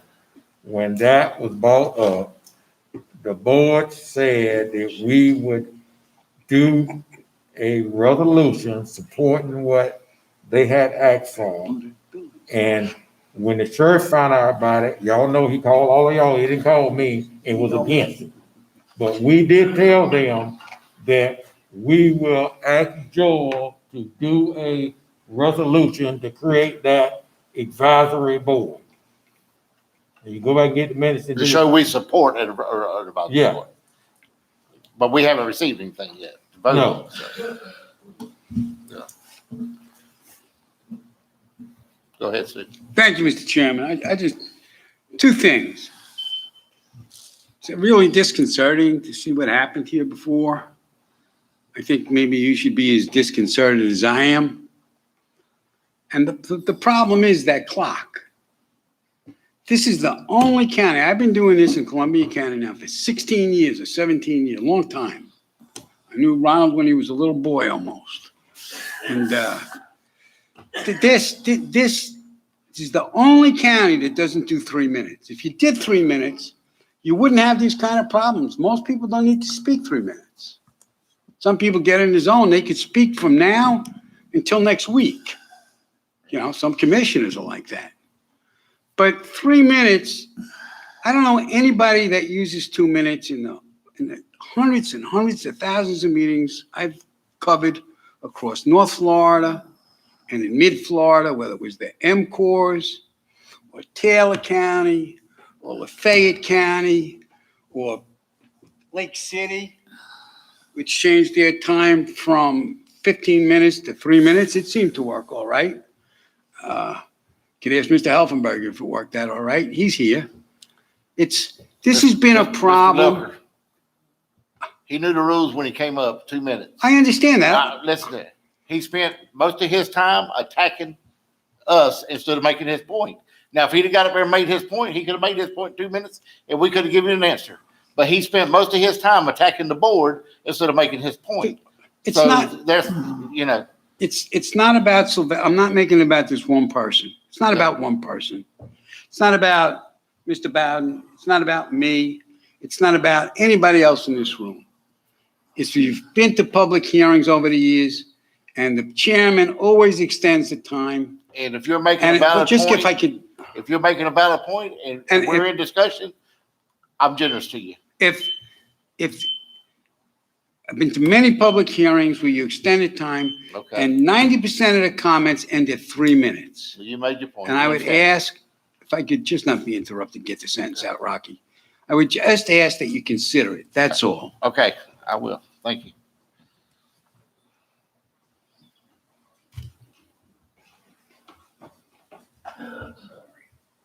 Mr. Chairman, I do know this. When you go to Tallahassee and you go in a committee delegation hearing, they tell you you got 2 minutes. I don't care what you got to say or how long. When you speak in 2 minutes, you sit down. And you use your time appropriately. So, you know, whether it's 2 minutes or 5 minutes, you're gonna have people to abuse it. But it's up to the chair to be consistent on letting people talk over the time limit. Yep, I agree. Okay, any comments? I do want to address the resolution question since it's been raised. Mr. Warren provided me some raw materials. It's on my desk. I mean, I think what the board had said was there was an expression of general support, but that you guys wanted to see what it looked like. Exactly. And so That's what I Mr. recall Warren too. provided me some raw material. I will put it together. Certainly don't want anyone to feel like we're ignoring anything. I think you guys all know in your own ways that it's been really busy lately. So, but we'll get it put together. Well, and my point was, if we're not gonna get any support from the chief or the sheriff from I it, understand. we're spinning our wheels on it. I We're understand. wasting our time and we're wasting your time paying you to put it together. Yes. Well, I think that he should do what we said we were gonna do, give it to the county attorney. Then if the sheriff don't want no part of it, he tell us he want no part of it. That's fine. And then it's a No dead problem with that. issue. But right now, we just need to do what we said we were gonna do. Thank you. Thank you, Joe. Yeah, I've got something I want to bring to the board's attention real quick for all of us to be thinking about. As everybody on this board is well aware, you know, me and Kevin's had numerous conversations relevant to the scratch cop. Then, of course, we all know that we just got cut in Tallahassee by that. I would like the board to entertain, not look for a motion, nothing like that, but, you know, we're fixing to go in the budget workshop. And I'd like the board to entertain the thought to ask Kevin and his staff to come up with a 5-year, you know, prioritize our roads. We got Road 6 up there literally falling apart. You know all about it, Ron. And Old Country Club. And, you know, here Scrap and Scott got cut, but there's $2 billion. I had a long hour-and-a-half conversation with Chris Doolin the other night. There's $2 billion sitting out there fixing to come down from the federal side. And what I'm asking this board to do, give it some thought and let's get a jump start because, you know, we know what just happened to the MCORS thing, but Ron's been around longer than all of us. And when the money rolls down the hill, the loudest and the biggest boys are gonna get their bite. And little old Columbia County and these other rural counties are gonna be set out there in the back. But it's time that we collectively as a board, in my opinion, go forth and, because irregardless, we've been fortunate for the last couple of years, but I think Kevin backed me up 100% here. This Scrap Scott thing, it's a serious deal, people. And you do the numbers, and we haven't been awarded a job, correct, Kevin? 3 years? And, you know, this is a big deal. And I think it's our time that let's get out in front of this thing. You know, there's going to be a lot of money available. And David, correct me if I'm wrong, once they set the criteria, it's for infrastructure, it's for paving and stuff such as this. And Columbia County, we're 80 in the hole, people. And there's something to be thinking about. Go ahead, Kevin. Commissioner Murphy, I'm a little right ahead of you on this one. As recent as today, I communicated with Commissioner Williams related to State Road 6 up there. And I have been in communication with our local head people with DOT and District 2. We're in the process of setting up meetings right now. Commissioner Williams indicated to me at State Road 6, it's almost at the level of being shut down. It's getting bad. I've expressed that to our local folks at DOT. We have been talking about the various funding sources. We actually applied for another grant for State Road 6, but I totally agree with you. We are very dependent upon those programs, and we have not been getting a lot of those in the last few years. I think I've got one under contract in the latter part of this year up at Commissioner Williams' district. We have went a few years without being successful in the applications. And so it's at the point now that I'm asking, what can we do differently? Is there anything that we can do differently on our side of things to ensure that we're making the mark to be successful with these projects? And I agree with you to support you 100%, Kevin, but it's time that we collectively as a board sit down with these powers to be. And I'm personally going to be calling a meeting with the Senator Bradley District, and Chris Doolan's making a contact in Tallahassee. And I'm not the only county here. You know, I've been talking to Levy County. I know what they're going through, and I know what the problem Suwannee County's going through. Baker, it's there, but we've got a unique problem here. We're the largest of a rural district representation. And when I got Old Country Club Road out there with a pile more traffic, and it's nothing against Road 6 because me working at Mr. Green's house, it's falling apart. But Old Country Club Road is too. It's got about 5 times the traffic on it at the day's time. That's a safety factor. And it's time that the state of Florida and somebody starts stepping up and give us some representation. The busiest county road that we have is our Bascom Norris Road. Yep. Between Bradford Highway and Sisters Welcome Road, it's inevitable right around the corner. Yep. And I'm not just trying to pick Old Country Club Road by no means, because Kevin's exactly right. It's crazy to run through the S curves, I call it, you know. But we just got a lot of issues, and I just feel like if we're loud enough and we go about it diligently enough, we can get our fair share of that $2 billion. Will you allow me enough time in the next week or two to see what we can do at a local level? No, I'm not stopping at the local level. It ain't gonna work, Kevin. I've been asking. They didn't give us no explanation for the last 3 years why we got turned down for the last 3 years. None. Zero. Just didn't get it. I got my suspicions, but no, you just didn't get it. That ain't good enough for me. Okay. Well, Because I don't think it's fair to the people in District 1 there ain't many people live on that road, but there's a lot of commerce that comes up and down that highway. You go out there and sit on that road out there, you know it, Ron knows it. There's millions of dollars of commerce comes up and down that road. And Columbia County's sitting there sucking egg. You know, what happened, Ron, whenever they state of Florida turned the roads over, they give Columbia County all the bridges too, back in the day. You know, so I want the discussion to be in public. Here is what's going to happen. And it's going to have to happen soon. If it don't, this is what I'm going to do. I'm going to recommend to this board that I shut down State Road 6 from the Suwannee River back to 441. And I'll back you 100%. I'll back you 100%. Just gonna shut it down. We'll just go take one of them, we'll take that burnt compactor and park it broadside and then, we'll do it that way. But my whole point is, Kevin, nothing against you, because I know you've been busting your butt to get out there. Nor do I Yeah. take it, sir, just, But all these, I'm done with the answers of, you just didn't get it. You just didn't get it. You know, and that's nothing from you, that's from DOT. Here, let's just look at it from this standpoint. We all know that no matter what goes on, politics is involved in it. Now, I know, and maybe you all, somebody else don't know, but I know why we on the blackball with DOT. I know. You know why we what? On the blackball list. Blackballed by 'em. I know. And he's just gonna take Kevin doing what he do and David doing what he do to get us off the blackball. But us running down there demanding ain't gonna do it. I can tell you. No. But if Okay. something happened that didn't sit well with them and we got on the blackball list. You too, Mr.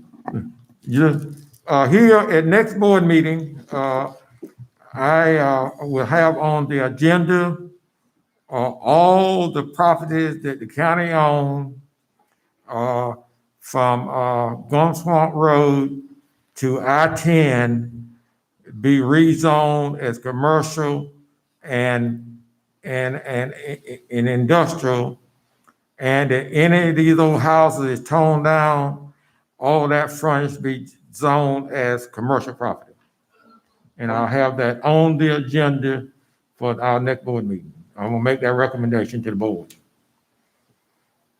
Ron, where was that again? I'm sorry, I couldn't understand you. From the interstate south. From Gum Swamp Road to I-10, all the properties that the county owns and any property that houses is torn down on be rezoned commercial and industrial. That's just front and 441? Yeah. Yeah. Okay. Matter of fact, he'll look just like 47 do now. Yeah. If I'm not mistaken, Ron, that's the way it is in parts of the city, correct? Yeah. Yeah, parts of it in the I know city. when I tore that one down beside the shop, Yeah. couldn't have beat up, but, yeah. All right. Anybody That's all else I have have. anything? That's all I have. Can I get a motion to adjourn? So move.